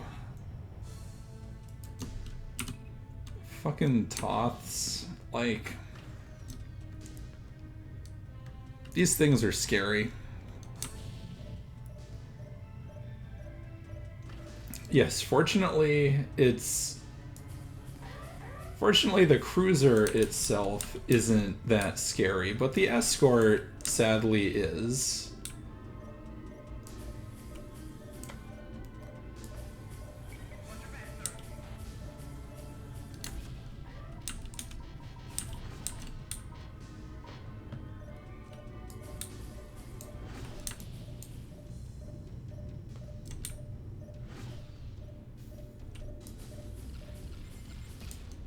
But thankfully, I have very accurate guns. Alright, one Toth and a cruiser versus 3 bombs. Who will win? Well, that's 1 bomb. It's 2 bombs. Oh, it is so dead. Wow. So much damage. Just amazing.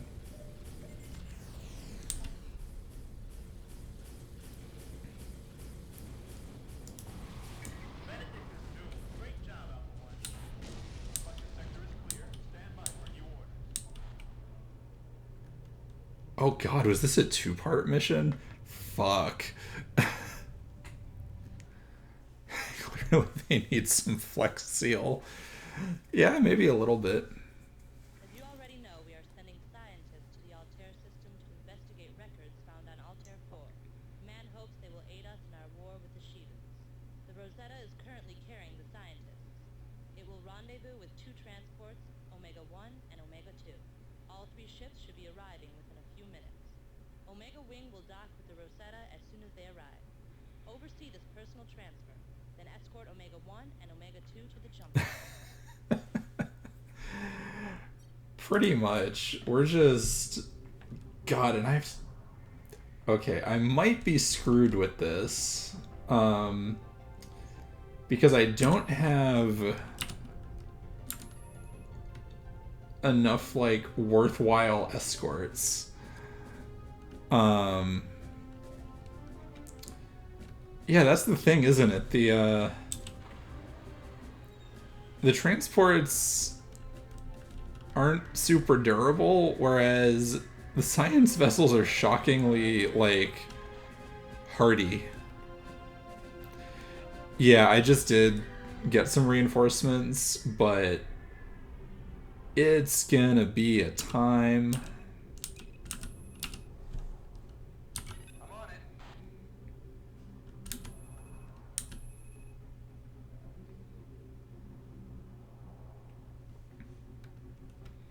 Yeah, God, I should have paid more attention to my squad. And this is another thing about this game. They dump a lot more of these on you, and it hurts.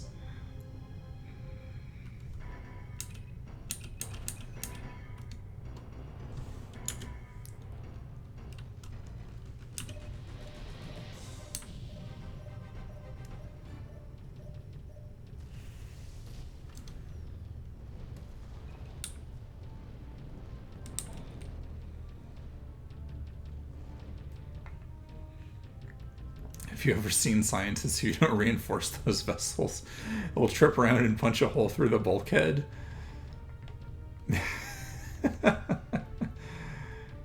Maybe.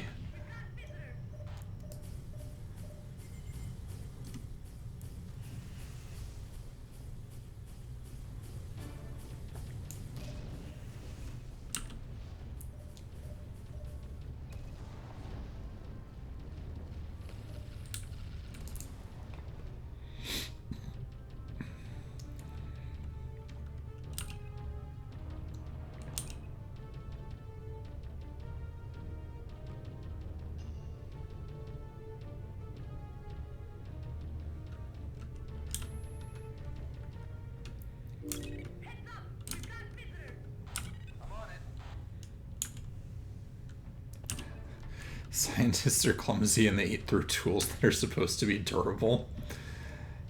Yeah, they certainly can.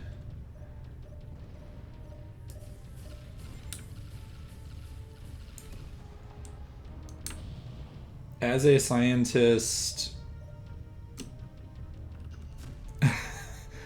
Okay, they steal a ton of supplies. That's because of funding. That's because we are not given enough money to, like, buy things.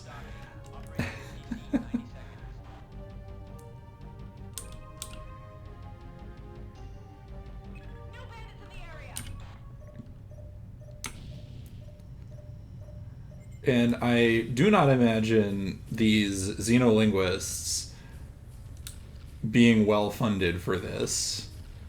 So they will steal all of the, like, furniture in these transports.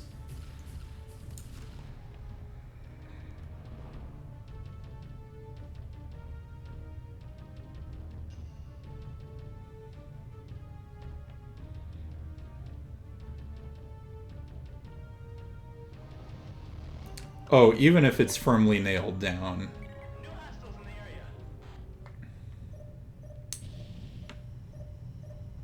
I do like this being a turkey shoot on these bombers. That is nice.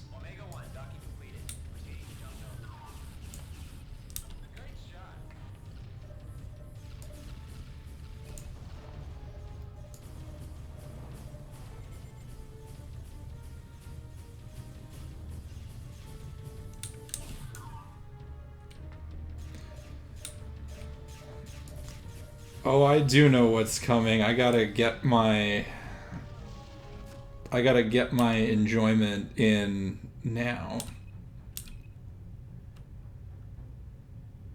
Raid? Grinding raid. Hi, Chiaki. How was... Let me... Hang on, let me do a shout out real quick.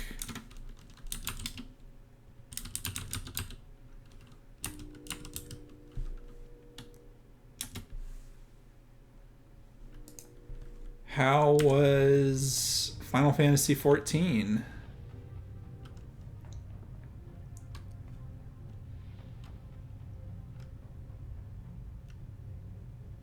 It was fun. That's good.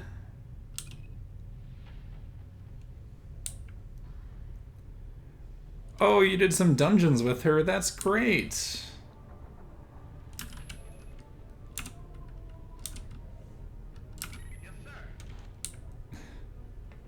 Got some good grinding in. Well, that is real good.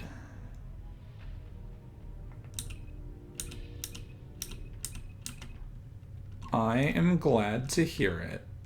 I've been sitting here suffering as my government throws me at things that I absolutely am not equipped for.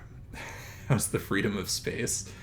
There's very little freedom in space, as it turns out. Yeah, I am unfortunately working for a horrible fascist government who does not care about human lives and instead wants to distract me with medals. It's more free than dissent.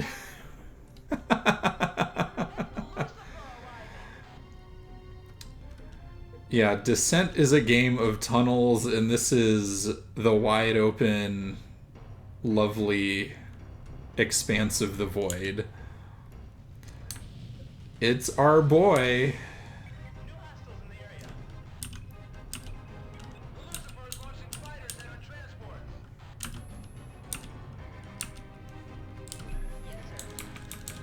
And we all need to get the fuck up there. It's very much not the free military. Gear won't protect itself. This is true. This is very true. And God, I'm escorting these things with friggin' bombers, because of course I am.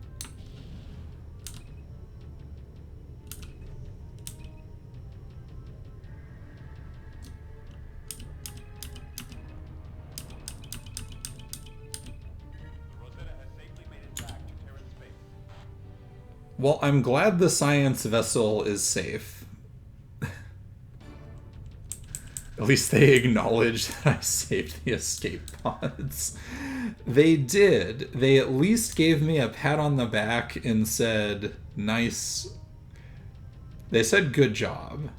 Which, you know, I guess is all I can ask for at this point.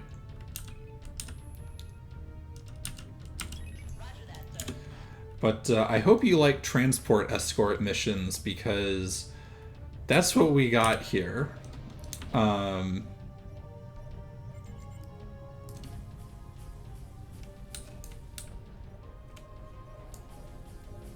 You know, good job, bombers. Oh, thank you, dear.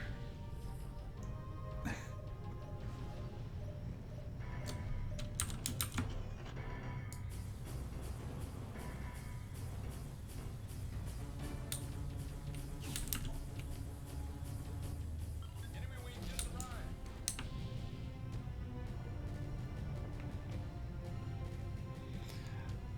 So the bombers have a lot of specific kinds of firepower. Their problem, at least the ones that I'm using right now, is that they only have 2 primary hardpoints.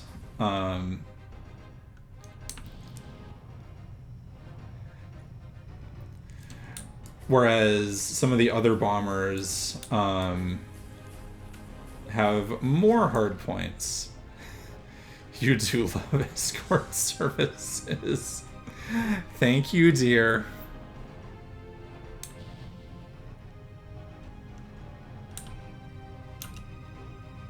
New hostiles in the area.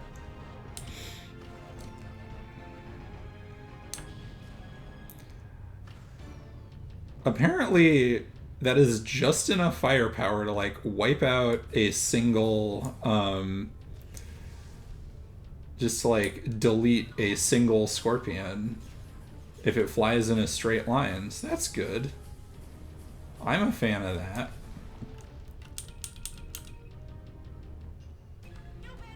Also, you all are not gonna do anything to that, so stop trying.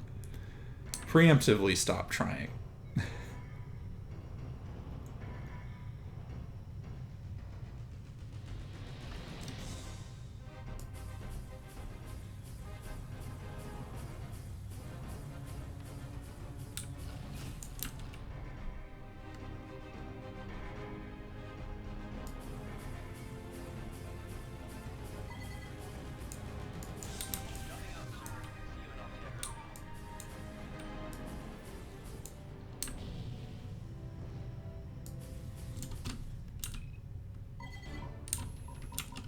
I'm on it. Check your 6, pilot. First, the first transport is away, yes. Bring it to attack.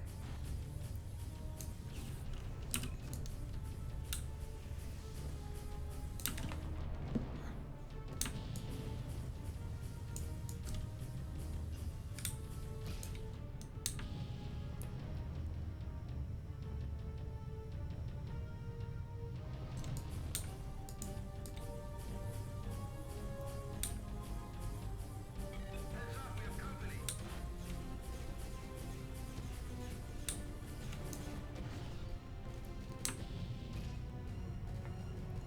After this, I will also shout you out, Freya. Because I assume you're still around, just busy with things. And if not, I'll still shout you out anyways.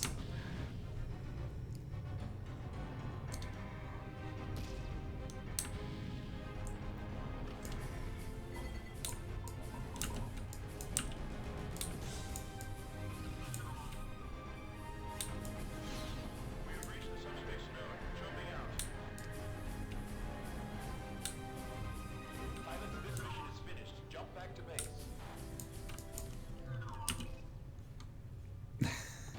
Hi, dear.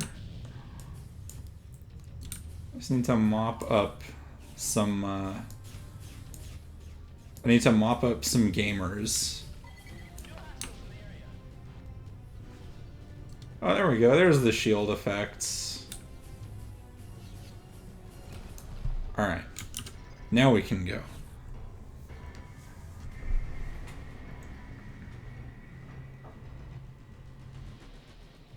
Congratulations, your achievements have been noted and Yay, we got promoted.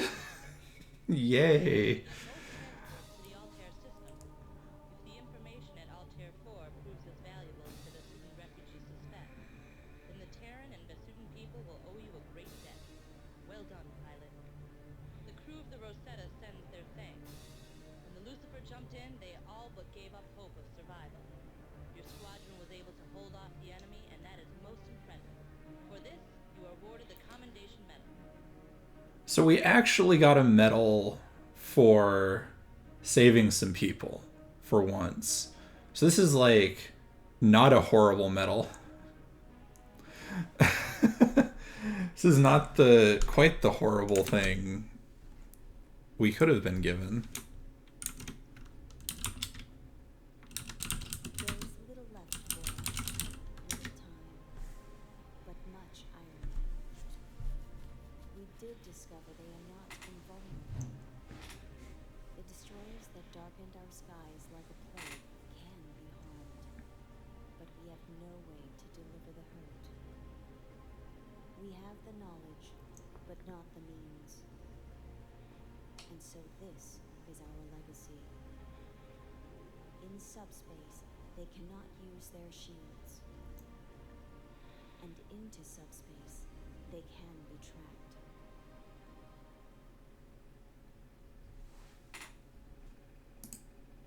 We have successfully Alright, this is one of my favorite details of this game. We start without shields, and the way that we win is without shields. But first we have to do this fucking mission. Now this mission is fun because it's another transport escort mission, and there's another destroyer in the way, but this one is killable. The Anvil carries with it a powerful contingent of Vasudan fighters. Intelligence reports 2 squadrons. One of advanced TOS space superiority fighters, and one of Horus interceptors. These fighters have defended the Anvil well. This one is all... Yes. This one is in fact in the way. Undoubtedly try to attack our fleeing transports. Your strike force will once again consist of Alpha, Beta, and Gamma wings. Gamma will provide escort for Alpha, while Alpha attacks the Anvil. Beta will ensure the safety of the transports and maintain our fighter superiority. The Anvil must be destroyed. We are equipping Alpha with Harbinger bombs. These bombs require exact placement and careful maneuvering, but will do massive damage to the Anvil. Beta and Gamma must ensure that the Harbingers reach their targets. Our primary goal, however, is to ensure that Omega-1 and Omega-2 reach the jump node. Destroying the Anvil is the best way to ensure that this goal is accomplished. This mission is of grave importance.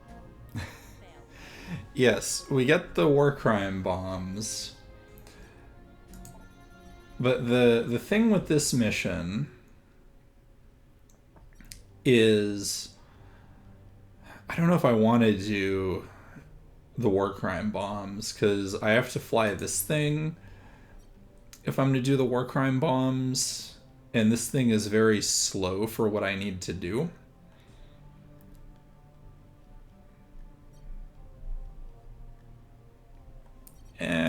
Fuck it. It'll be okay. And the other thing I'm gonna be doing is being the only one flying the war crime bomber, because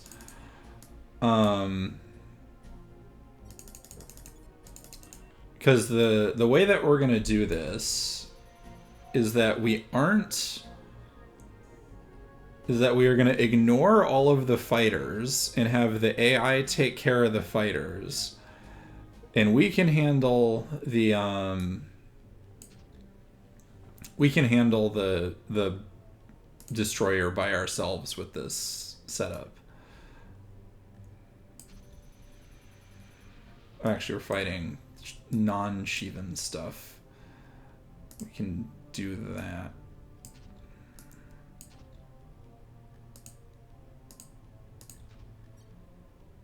You're an escort. That's fine. What you do need, however, is dogfighting missiles. There we go.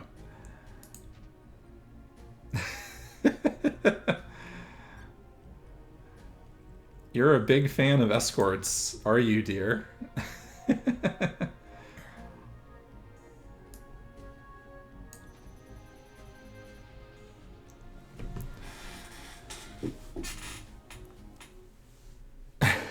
Okay, but FreeSpace 2. What can I say about FreeSpace 2? In fact, I am playing on FreeSpace 2 because this is the FreeSpace port, not on the original code. And certain things are easier in this game because of it. Specifically, missiles will actually hit things. Yeah, I should swap them out, but there isn't much for me to like swap them out to. Because for some reason we only have 2 Valkyries. I guess I can give them another. Should missiles hit things? Sometimes. I feel like sometimes they should hit things. Okay, I guess you all are just gonna be the general purpose stuff.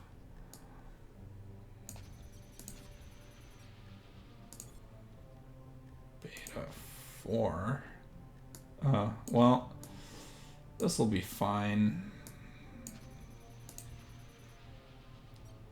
And you get Hornets. Okay.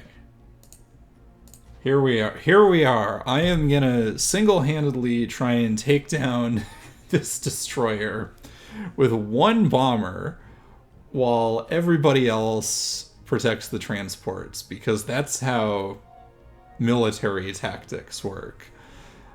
This is some real Yang Wen Li shit here that I'm trying to pull.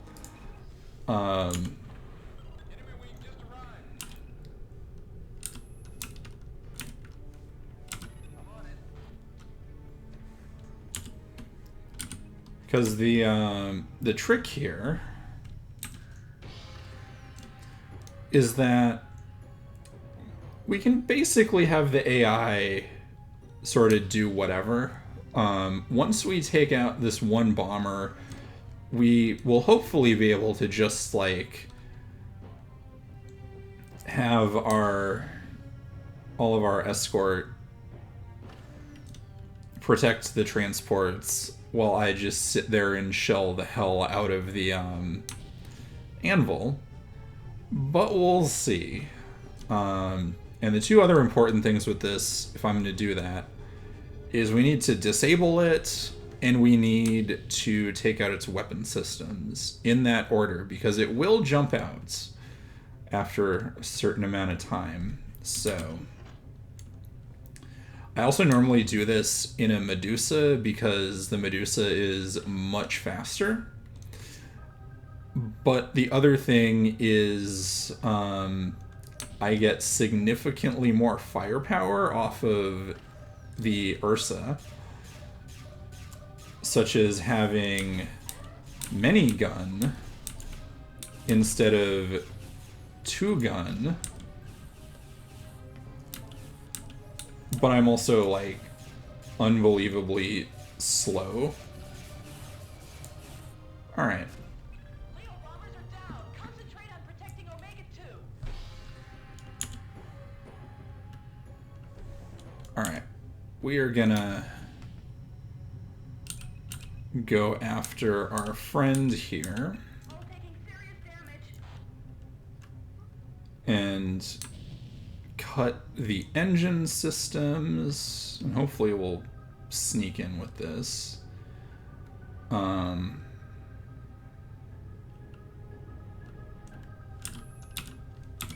sir. Ignoring target. Engaging enemy.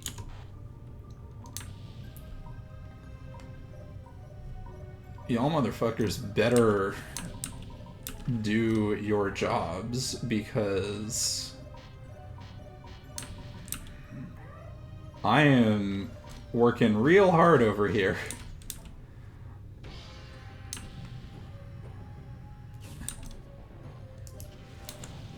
It is, in fact, the bathtub with bombs.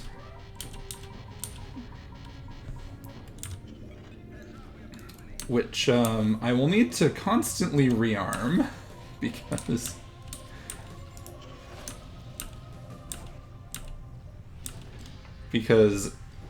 wow, this does a lot of damage, and also,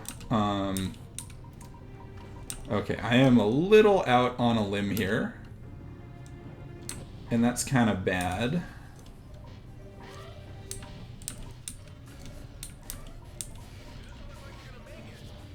Oh god, why are... no. Why are you all ignoring shit?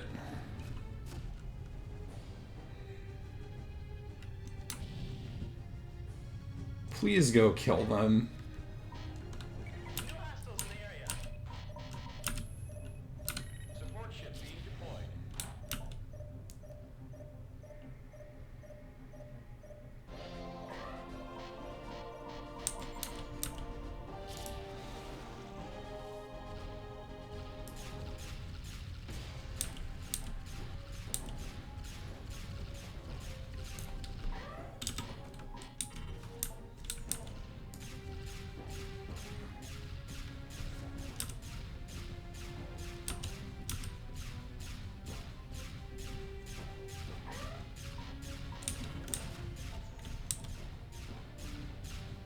Alright, so I think the AI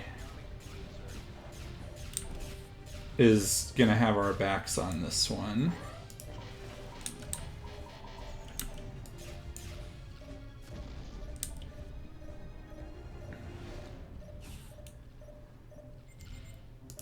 So I have everybody set to Just a few more bombs. I have everybody set to free fire. Wait, did it run out of fighters? Did they just murder all of them? Roger, sir. On our If way. okay, because it's not sending out more fighters.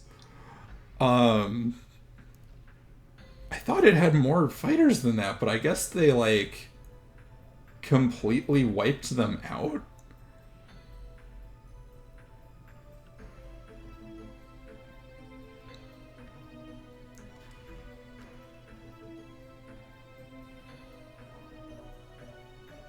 Rearming complete, sir.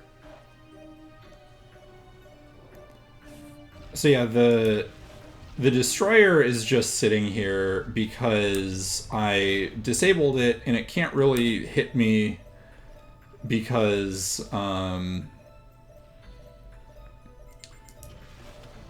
took out its weapon system.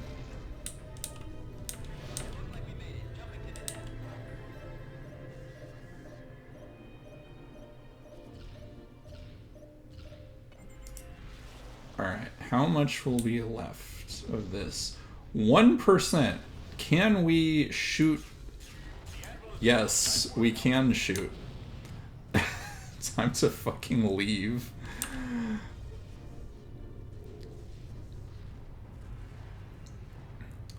It took like 2 shots to get rid of that. So there we go.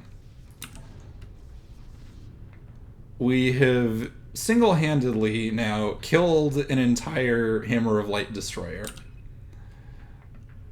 And saved both the transports. We're jumping out now.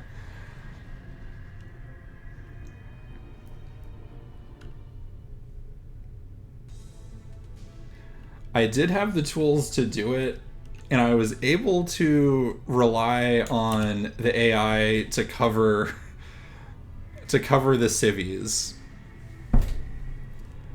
First mission of Cardinal Spear expects you to do it in a scout fighter. Oh god. That sounds horrifying. Wow, I got promoted for that too. Incredible.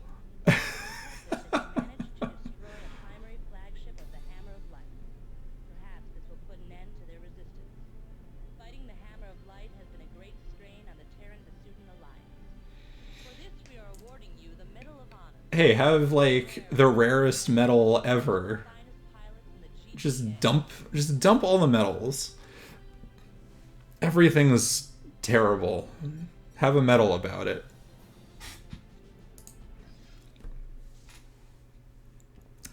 Perhaps. Perhaps indeed. Excuse me.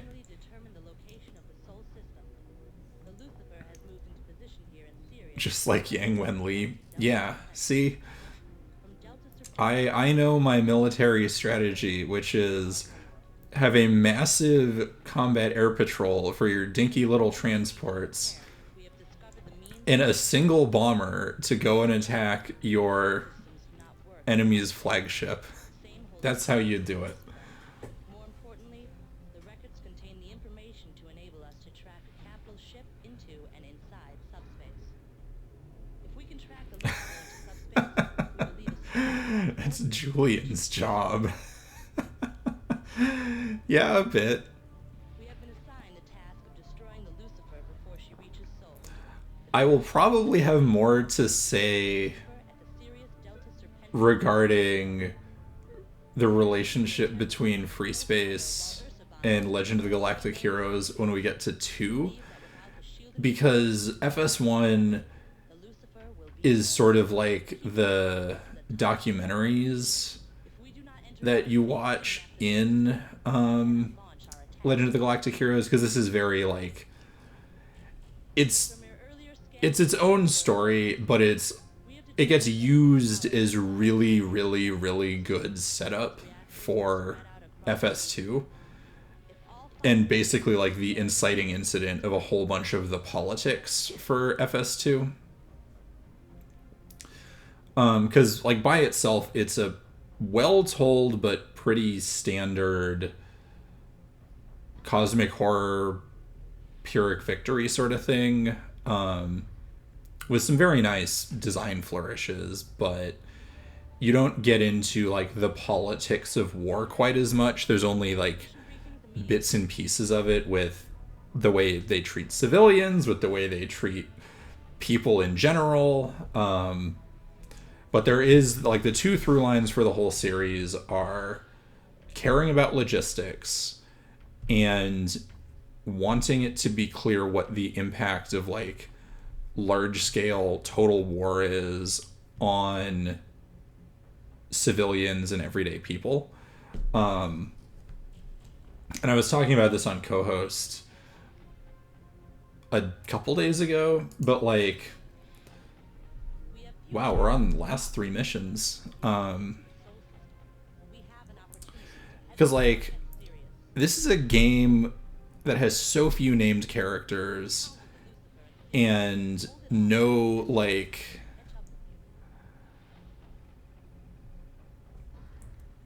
and like nothing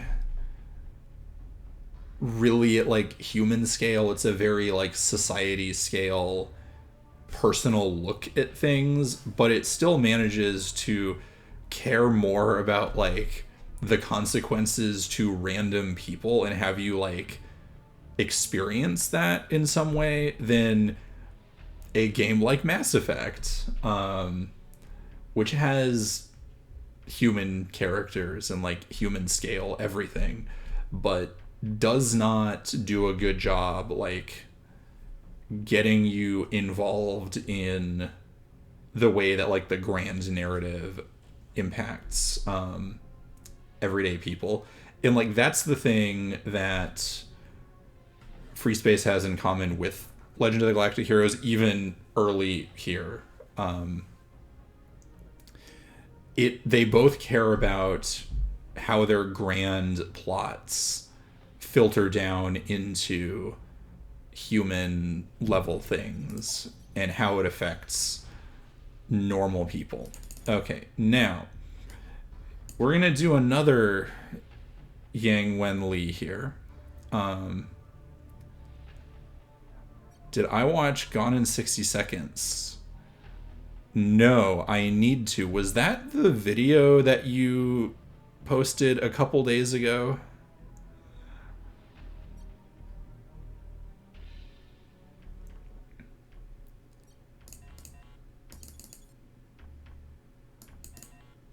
Yes, I will watch it. All right. So,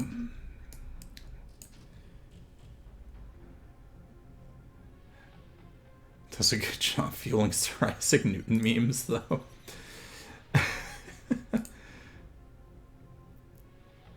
So, what we're doing here is some more Galaxy Brain Yang Wen Li style stuff. Because,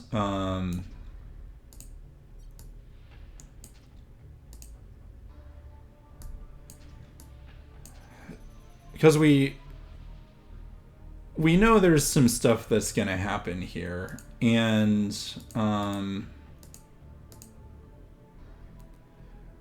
what's gonna happen here needs to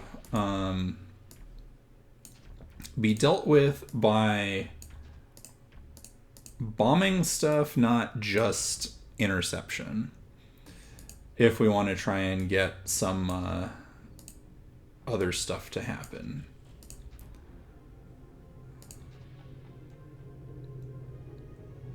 And that's why we're keeping these around, specifically for the reason this is called Clash of the Titans.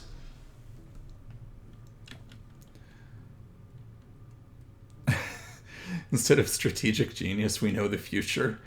I mean, isn't that what strategic genius really is? Is knowing the future.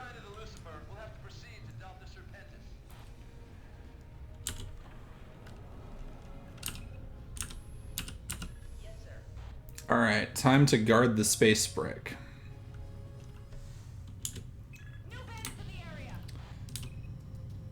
So, we have our boy here. And as part of protecting our boy, the reason I put everybody in the good interceptors is so that I can go do my little side mission. Exactly, an entire demon class destroyer that's just here now, because of course. We gotta, like, I can kind of buy this in the sense of the proverbial demon surprise. Oh no. But like, I can understand this from the sense of, like, Terran Command is in such disarray and like a mess that they don't really know what the hell's going on anymore.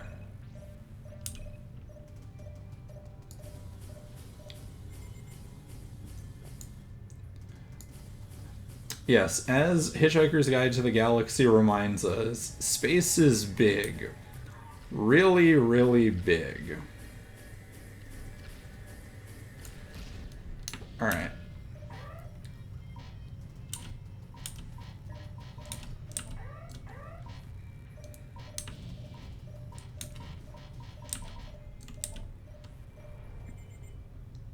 So, what we do is we go after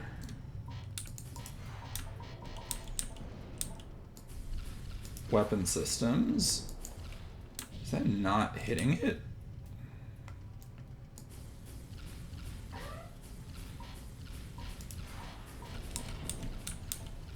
New hostiles in the area.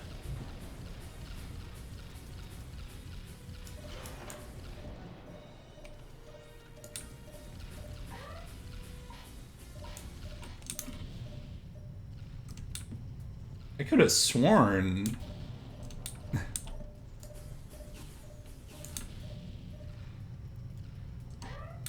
Oh, is it bugged?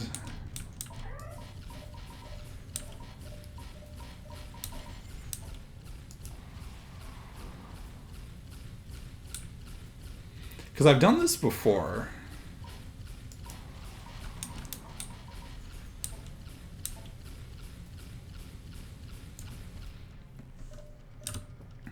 Well, I guess I can just kill turrets, that's fine.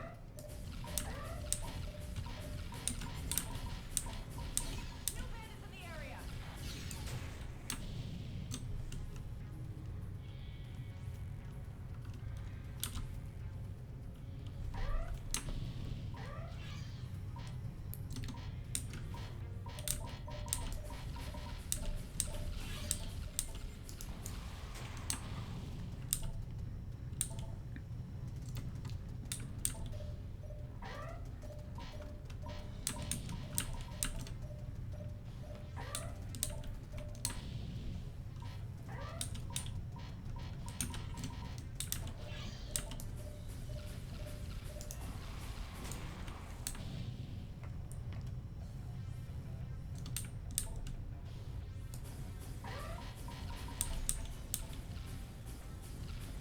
Enemy wing has just arrived.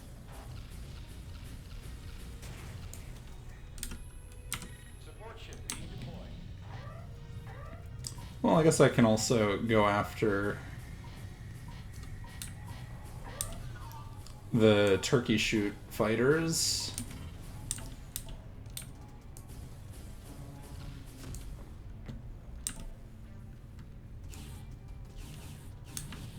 Oh, hello. I don't like that. I am gonna leave.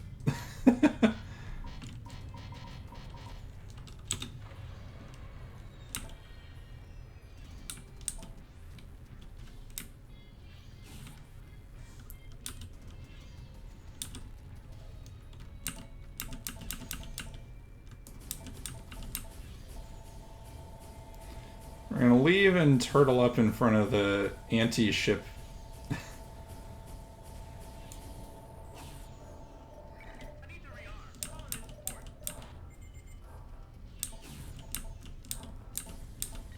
Rearming complete, sir.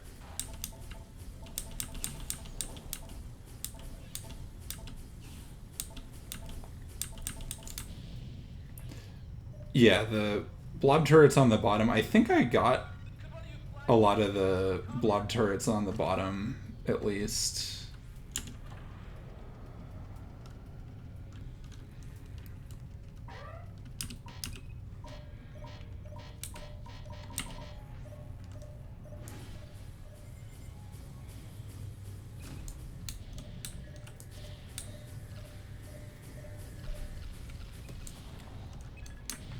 Pilot.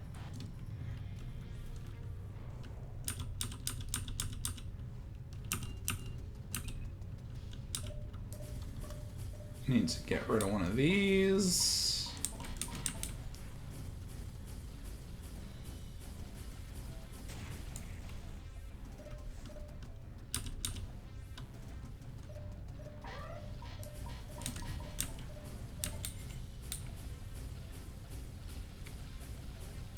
All integrity is dropping. We need support.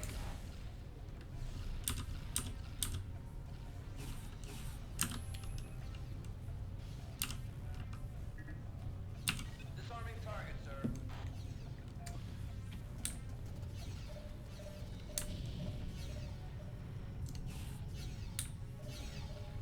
Ooh, that's too close.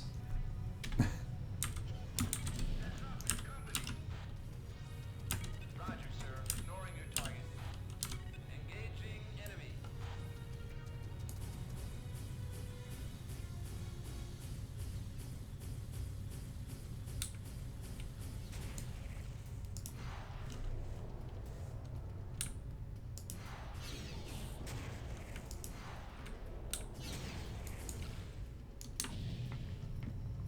Alright, that should help us out quite a bit.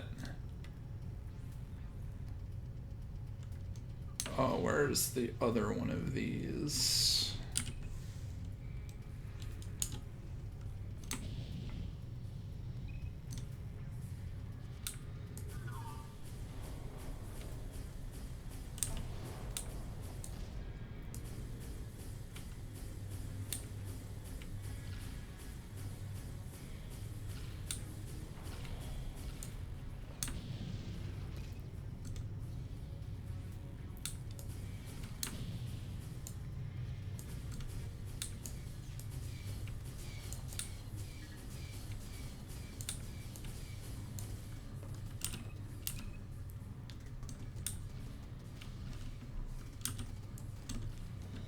Oh, good shot, Bastion turrets.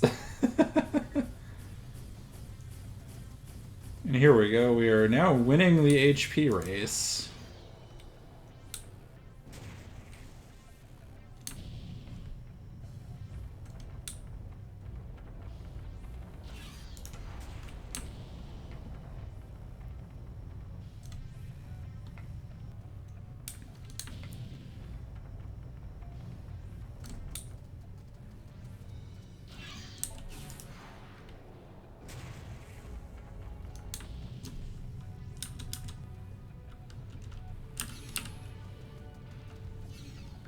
Roger, sir. Disarming target.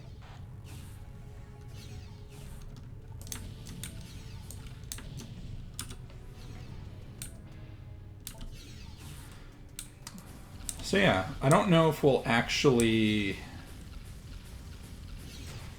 get to kill the Tantalus, because that's up to the Bastion turrets, but we're not doing too bad.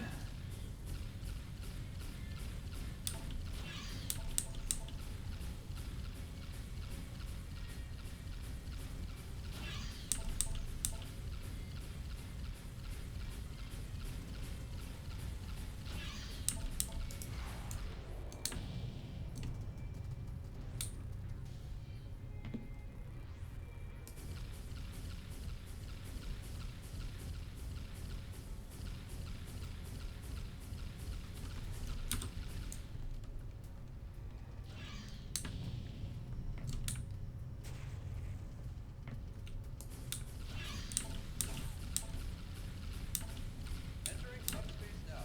We'll rendezvous with you there. Attacking now, sir. Yeah, can't kill it without the anti-ship guns. That's a, or maybe we can. Subspace node is depart, Alpha.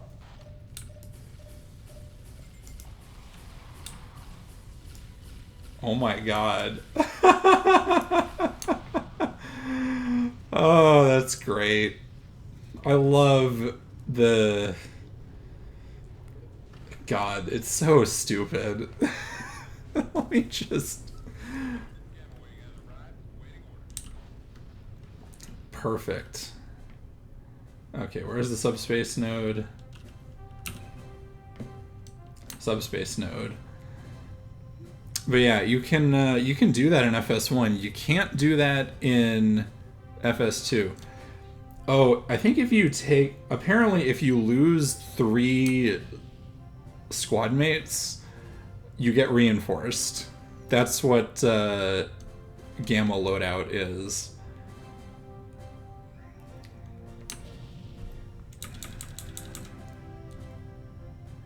Or that's why Gamma is available in the loadout selection.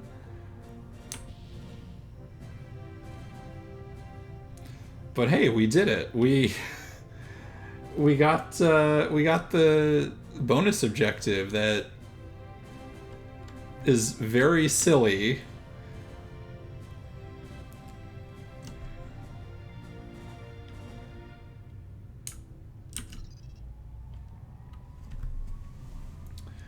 And here we go, penultimate mission.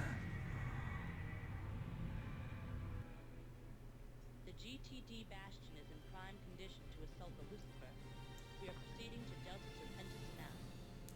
And we're gonna try and do that again.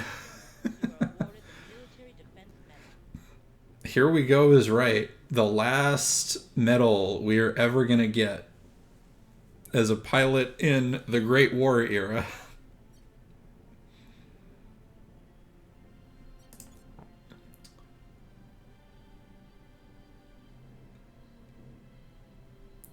Damn. This one you get for the the one at the top here is what you get if you protect all 3 transports. Probably get a big shiny one when we get to Earth.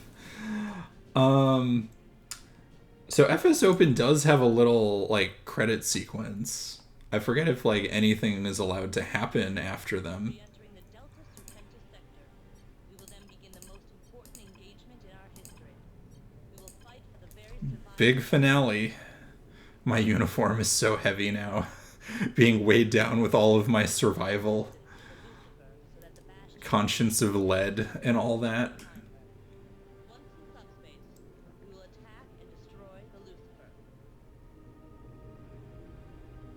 Your task will be to provide cover for the Bastion so that it can quickly converge on the Lucifer. That destroyer must be stopped at all costs. Failure That's what award Rip and Rose are for. Your uniform is heavy to give your enemies a chance. Oh my. Look, there is nothing like the Athena in FS2, so I'm gonna fly it for all it's worth. And you all are gonna fly something faster and more maneuverable.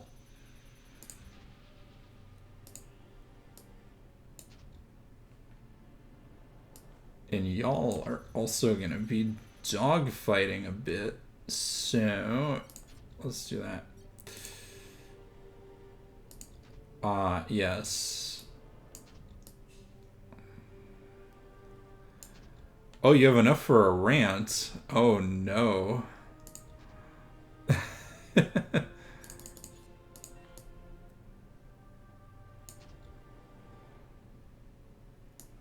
Well, it's your cinnamon rolls, so you can choose to do what you want. Okay. Meh.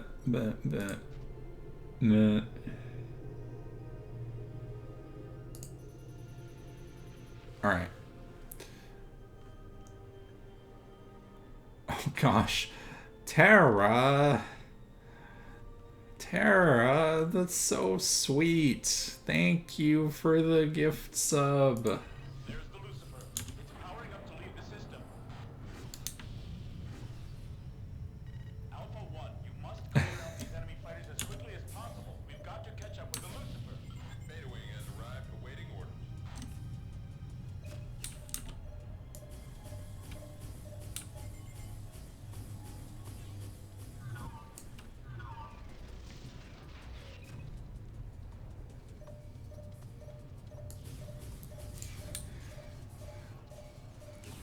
Oh, Oh no, rant topic Mass Effect 1. Oh no. Mass Effect 1, let's see. I've been playing it again because Riddy, my girlfriend who is not here, took me up on the offer that I would stream it if someone got it for me, and now I'm playing it again. And it is the game where you are like the most cop ever. Like, games where you play as a cop, you are not that much of a cop. Like, it is genuinely kind of impressive.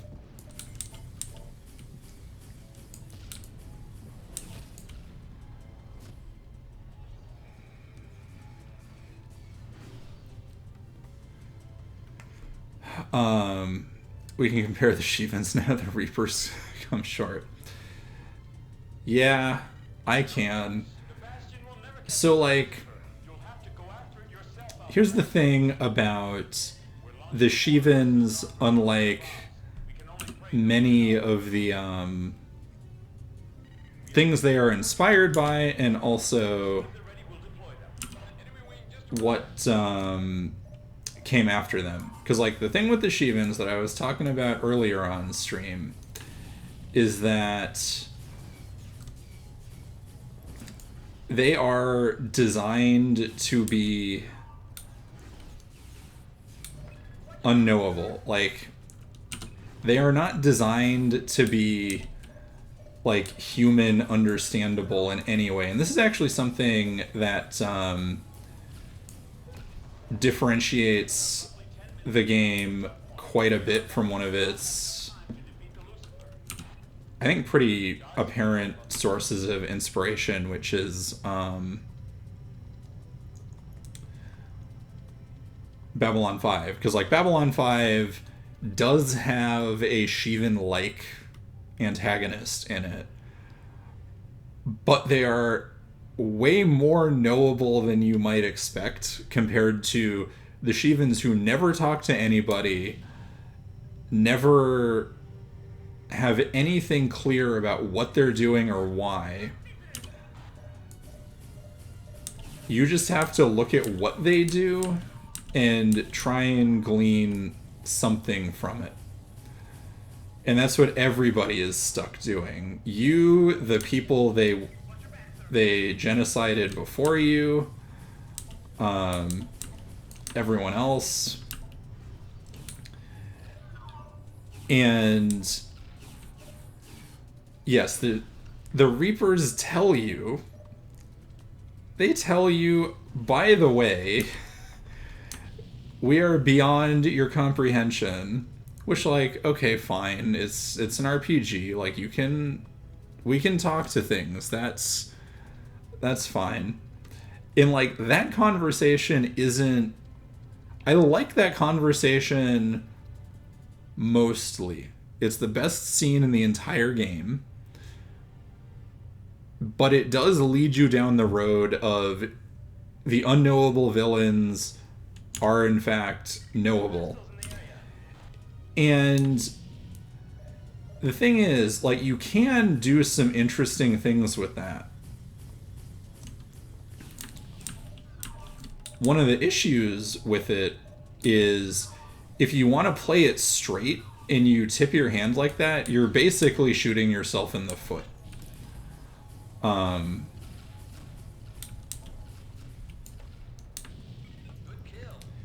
Because now you have to write something that is unknowable, but also can be conversed with. And you are very limited by, like, your own human ability to comprehend things. So, where I would have gone with the whole unknowable thing is the Reapers have a bunch of hubris. Because the thing with the Shivans is you don't even know if there's hubris. They are just that, like, alien and difficult to understand. Alpha 1, you've got about 7 minutes left. Hurry.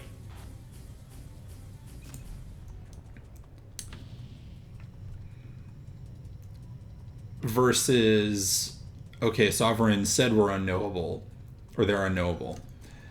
What do you do with that? One of the things you can do, which they even kind of do in Mass Effect 1, is make Sovereign defeated, or they defeat Sovereign through its own hubris. They don't do it that well, but they at least sort of do that. And it works if they'd committed to it. They completely, like, uncommit to it and then try and, like, kind of flop around with what they're given or what they're working with, and it just doesn't function right. Because, like, the Reapers... Oh, right, you're scary assholes with the Naki gun. Oh god. Save my butt, everybody, please. I am gonna be knocked around horribly by all of these assholes.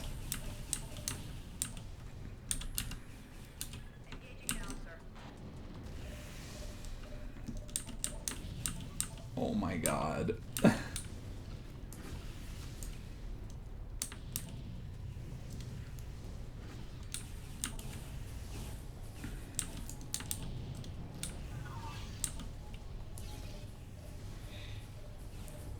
Because, like, we don't know why the Shivans are blowing up everybody's home planets. Like, that's not something we are privy to.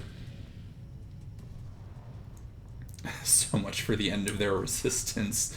Yeah. But yeah, like, we're not privy to why the Shivans are doing anything they do. The Reapers tell us what they're gonna do. Their fucking purpose is in their name. And there's no interesting... There's no, like, galaxy brain...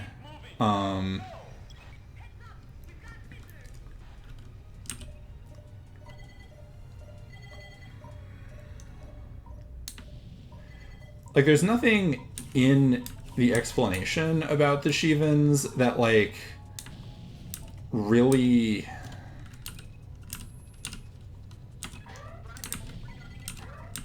Oh, God.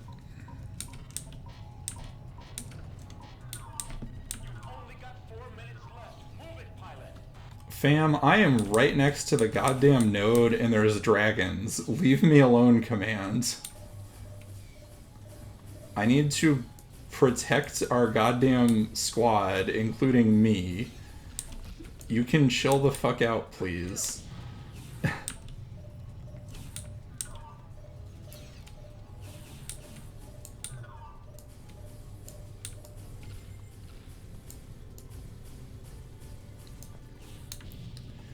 See, when there's enough firepower, the dragons ain't so scary. But they are here to push you into, like, actually going... It's not like actually going in the node. And yes, Babylon 5 is very good, and I highly recommend it, and I need to finish it. And alright, it is time. It is time for the finale.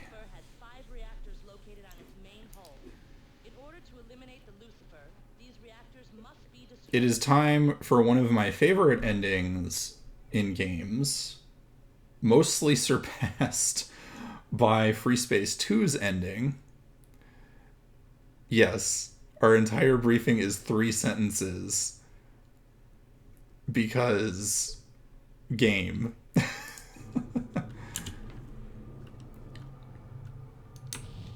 And hey, I got here with, like... Yes, if you are interested in Legend of the Galactic Heroes, you will probably also be interested in Babylon 5.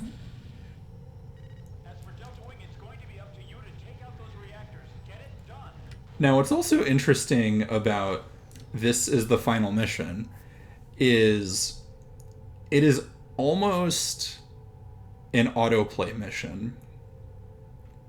Like, if I turn the difficulty down a little bit more, I could probably just sit here and watch everything happen. Because everybody's orders make sense.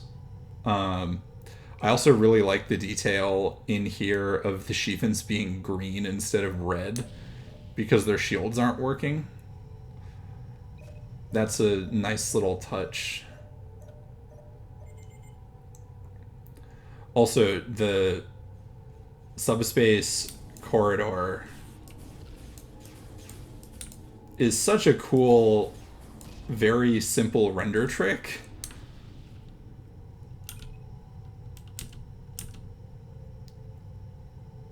All Alright, let's help out on the weapon subsystem so that our big, scary moms can actually hit stuff.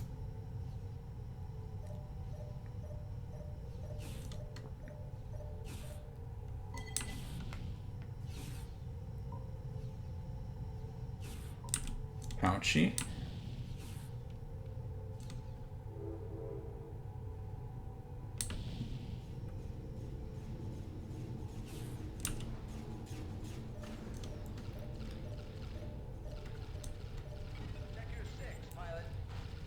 So Space Corridor fight is also a very Legend of the Galactic Heroes kind of fight.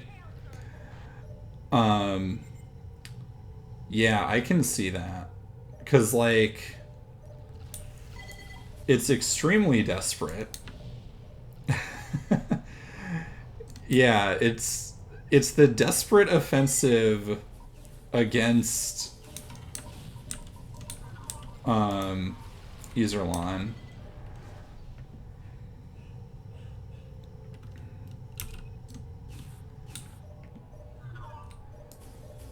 Yeah, and instead of like capital ship battles, it's Great shot.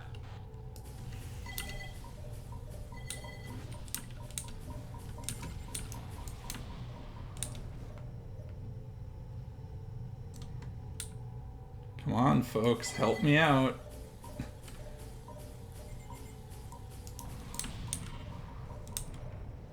New bandits in the area. Yeah, tight quarters, big super weapon.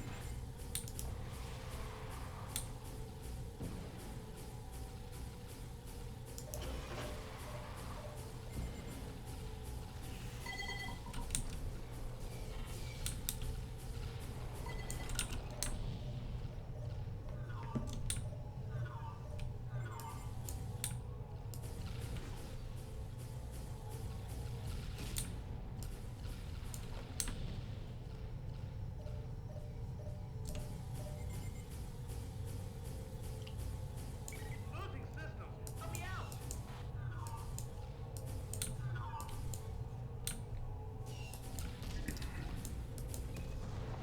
Rant topic. How do I feel about Dragon Age? So I've played less Dragon Age than I have Mass Effect. And I think the games in general, at least the first two, are more interesting than Mass Effect is like things to look at from a narrative design perspective, because Mass Effect is extremely like stereotypical BioWare storytelling. Wow, that went fast. the nothing happening all the way to tons happening all in quick succession.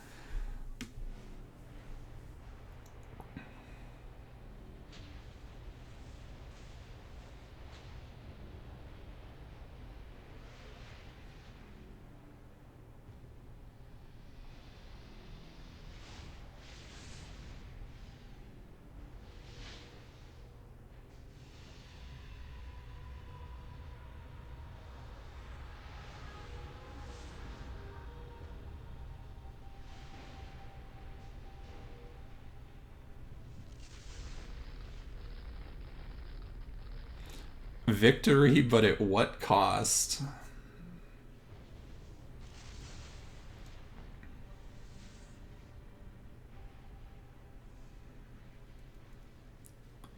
And I will get back to the rant after after the cutscene is over, because I'll have the credits to play. Fel calling me cute. Aww. Fel, you're sweet. Thank you. Thank you, Fel. Saving humanity is cute. I know why the Ancient Ones were destroyed, and I know what they knew. I know that if not for the Shivans, they would have perished long before. Without the Shivans, someone would have discovered the Ancient Ones in their infancy and eliminated them, just as surely as they eliminated countless billions of others. I believe it is only the destroyers who are killed. The Shivans are the great destroyers, but they are also the great preservers. That is why, when we moved into space, there was no one powerful enough to kill us. Long had we been the destroyer. Our turn had nearly come. In the FSOpen War, we learned how to adapt. We learned how to study our enemy. We learned how to overcome. We learned how to survive. And so we did. All the jump points from Earth are gone.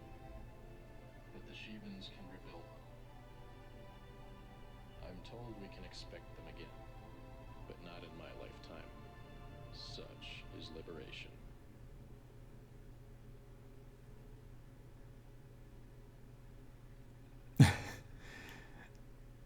Yes, we learned every wrong lesson, and this is why FreeSpace 2 exists, and why Silent Threat exists. Because the GTA learned everything bad it possibly could. Okay, back to Dragon Age. So, here, let's go see the credits.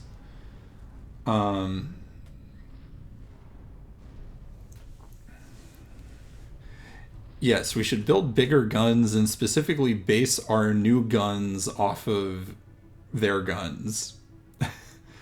Okay, what's it called? Dragon Age. So, Dragon Age is interesting in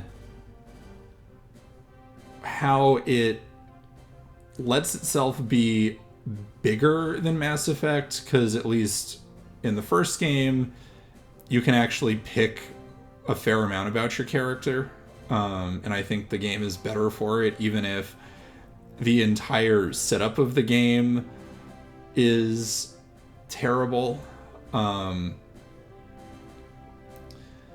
is so extremely cop, just like Mass Effect is.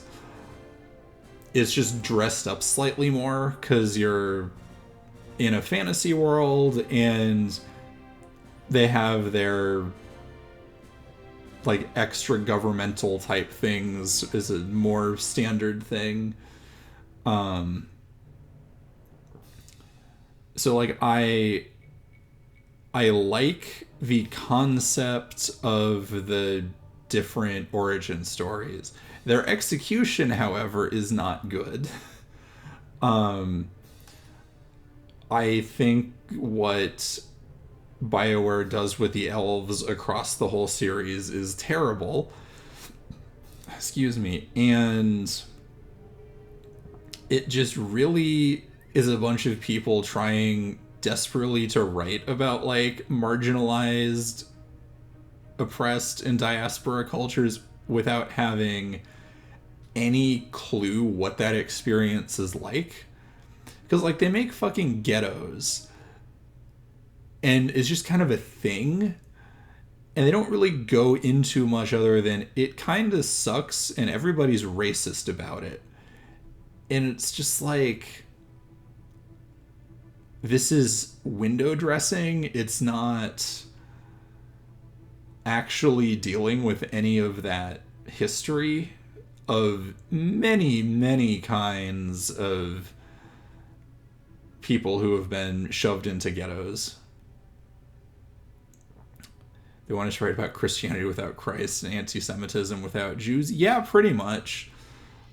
Like, it didn't even register to me. So, like, okay, as you can see in my tags, Jewish. So when I first played Dragon Age Origins, it didn't register to me that the elves were supposed to be like an allegory for Jews or anyone else who's been thrown into ghettos and then massacred. Like, because of how they're written, it's so badly done, you can't actually see the parallels that easily. Because, like, and some of this is even down to, like, what they were doing with the art direction. Like, the way it is framed is very, like, of the people who put the elves into a ghetto versus the experience of the people in the ghetto, because, like, everyone talks about being poor and being persecuted and everything being bad, but you don't really feel it in the alienages. They're just kind of there, and stuff is maybe a little shabbier than the rest of the city, but it's still like, we're making a medieval city. We don't even have that much in the way of, like, the guards doing terrible shit to people. From what I remember, it is just kind of there, and maybe there's some guards, but they're not really, there's not much. So yeah, it is hidden away and not done very interestingly. And then, like, two is an ambitious game, especially, like, given the circumstances it was made under, and it kind of hollowed out BioWare as a studio. And there's even some interesting ideas in there, but it's just not executed well. And it doesn't have a good foundation to work with either. Because the Dragon Age world is not well thought out or well portrayed in the first game. And then 2 is doing something different in a different part of the world, which is cool, and I think the basic concept is there. But both sidesing the fucking mages and the Templars thing in 2 specifically was done so badly, because, oh, we've persecuted the mages for so long that of course they're gonna turn to, like, whatever they can to try and fight back a little bit. And oh, they're just as bad as the fucking cops, like, taking everything from them.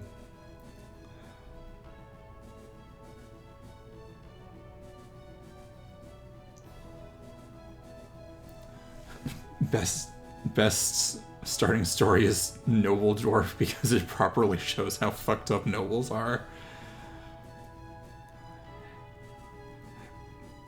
Yeah, like, and I mean, some of this is, I think they bit off more than they could chew with the however many origin stories they had, but yeah, they don't do enough with them either. Like, it doesn't come up enough, like, after you go through it. They just turn it into, like, little quips here and there a lot of the time, so it's not that interesting once you get past, like, the beginning of the game.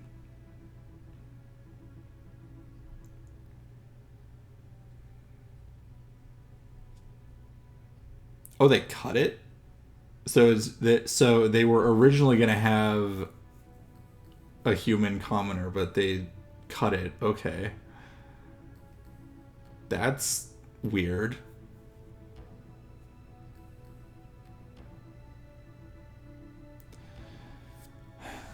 But yeah, that's my rant about Dragon Age.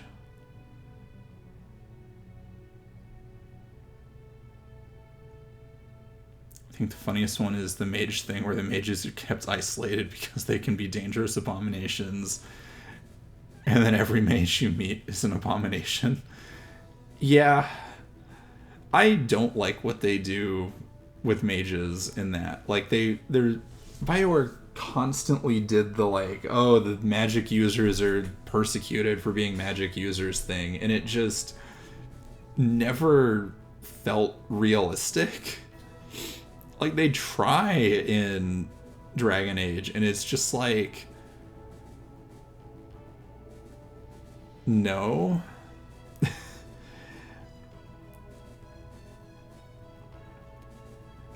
Like they don't go fully in on it enough to like make it interesting. The, oh, you're making deals with demons. Like I have a fondness for the sorcery tabletop RPG because it's about like getting magic through deals with demons. Like you can do that and you can have fun with that and you can do interesting things. Like to this day, one of the best tabletop memories I have is of playing a game of Sorcerer set in like Las Vegas and dealing with the Las Vegas mob. Like that was super fun, and making deals with demons was cool. But like Dragon Age has stapled its like bare bones standard magic system onto lore that kind of hints at that stuff but doesn't go hard enough on it in any place to like make it worth anything.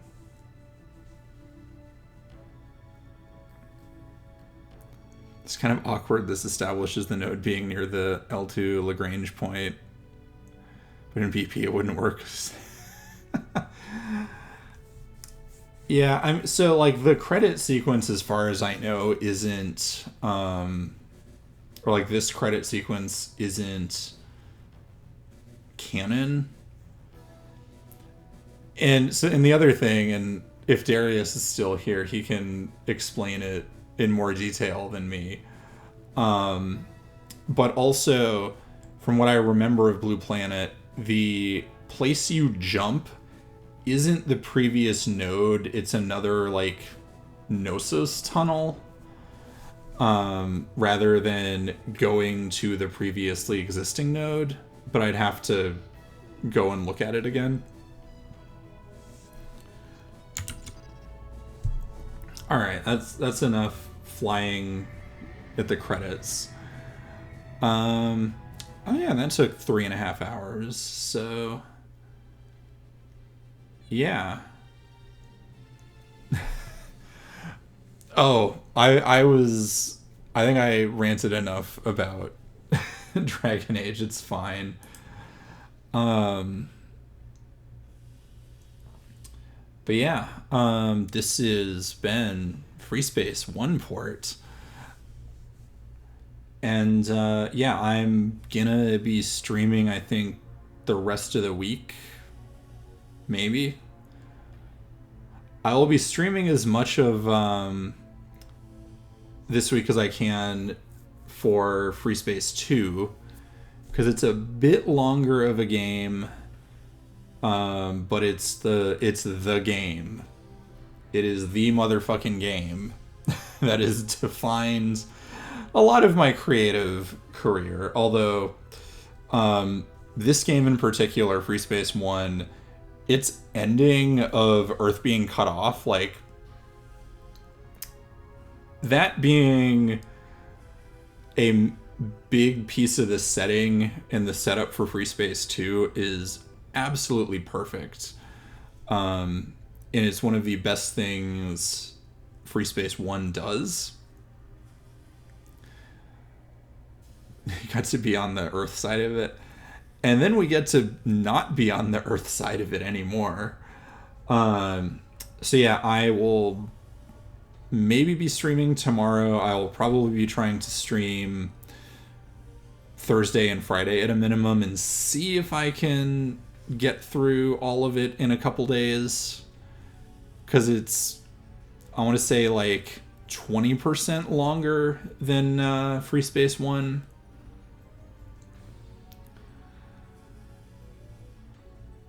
the poor Vasudans who got stuck there in Seoul.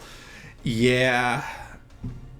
I don't remember if Blue Planet talks much about that. I don't remember it saying much. But yeah. I'm gonna wind stream down. But it's been super fun. And database says they disappeared. Nice. Well, I will be playing Blue Planet at some point, probably in the new year. Like that. Yeah, Blue Planet and Derelict are the big ones I want to revisit. Oh, and Silent Threat Reborn, of course, and then catch up on stuff that I haven't played yet, like pretty much all of Blaze Russell's stuff, because like he's a classic campaign designer. Oh yeah, and stuff like Visago's Dirge. So yeah, that's all gonna hopefully come at some point in the new year. But I want to do retail first. Oh yes, thank you for the link. Go check out more people playing FreeSpace. It's great, and I'm glad people still talk about it, and it's not just me. But yeah, thanks everybody for hanging out on Tuesday with me. It's been a lot of fun having you all here. And I'm super thankful for all the gift subs and all the chatting and fun discussions and sharing one of my favorite series of all time in anything with all of you. Let's see who Ari is around to raid. So I guess I will raid Ari and send you all over there. And yeah, just thanks everybody for hanging out. It's been a real good time for me. I don't have a raid message. I don't know. Spam your favorite emotes when we go over there. But yeah, again, thanks everyone. I hope everyone had a good Hanukkah, Yule, Christmas, whatever it is you're celebrating at the end of the year. I hope it's been good, and I hope everybody has a good new year if I don't see you before then. All right. Bye.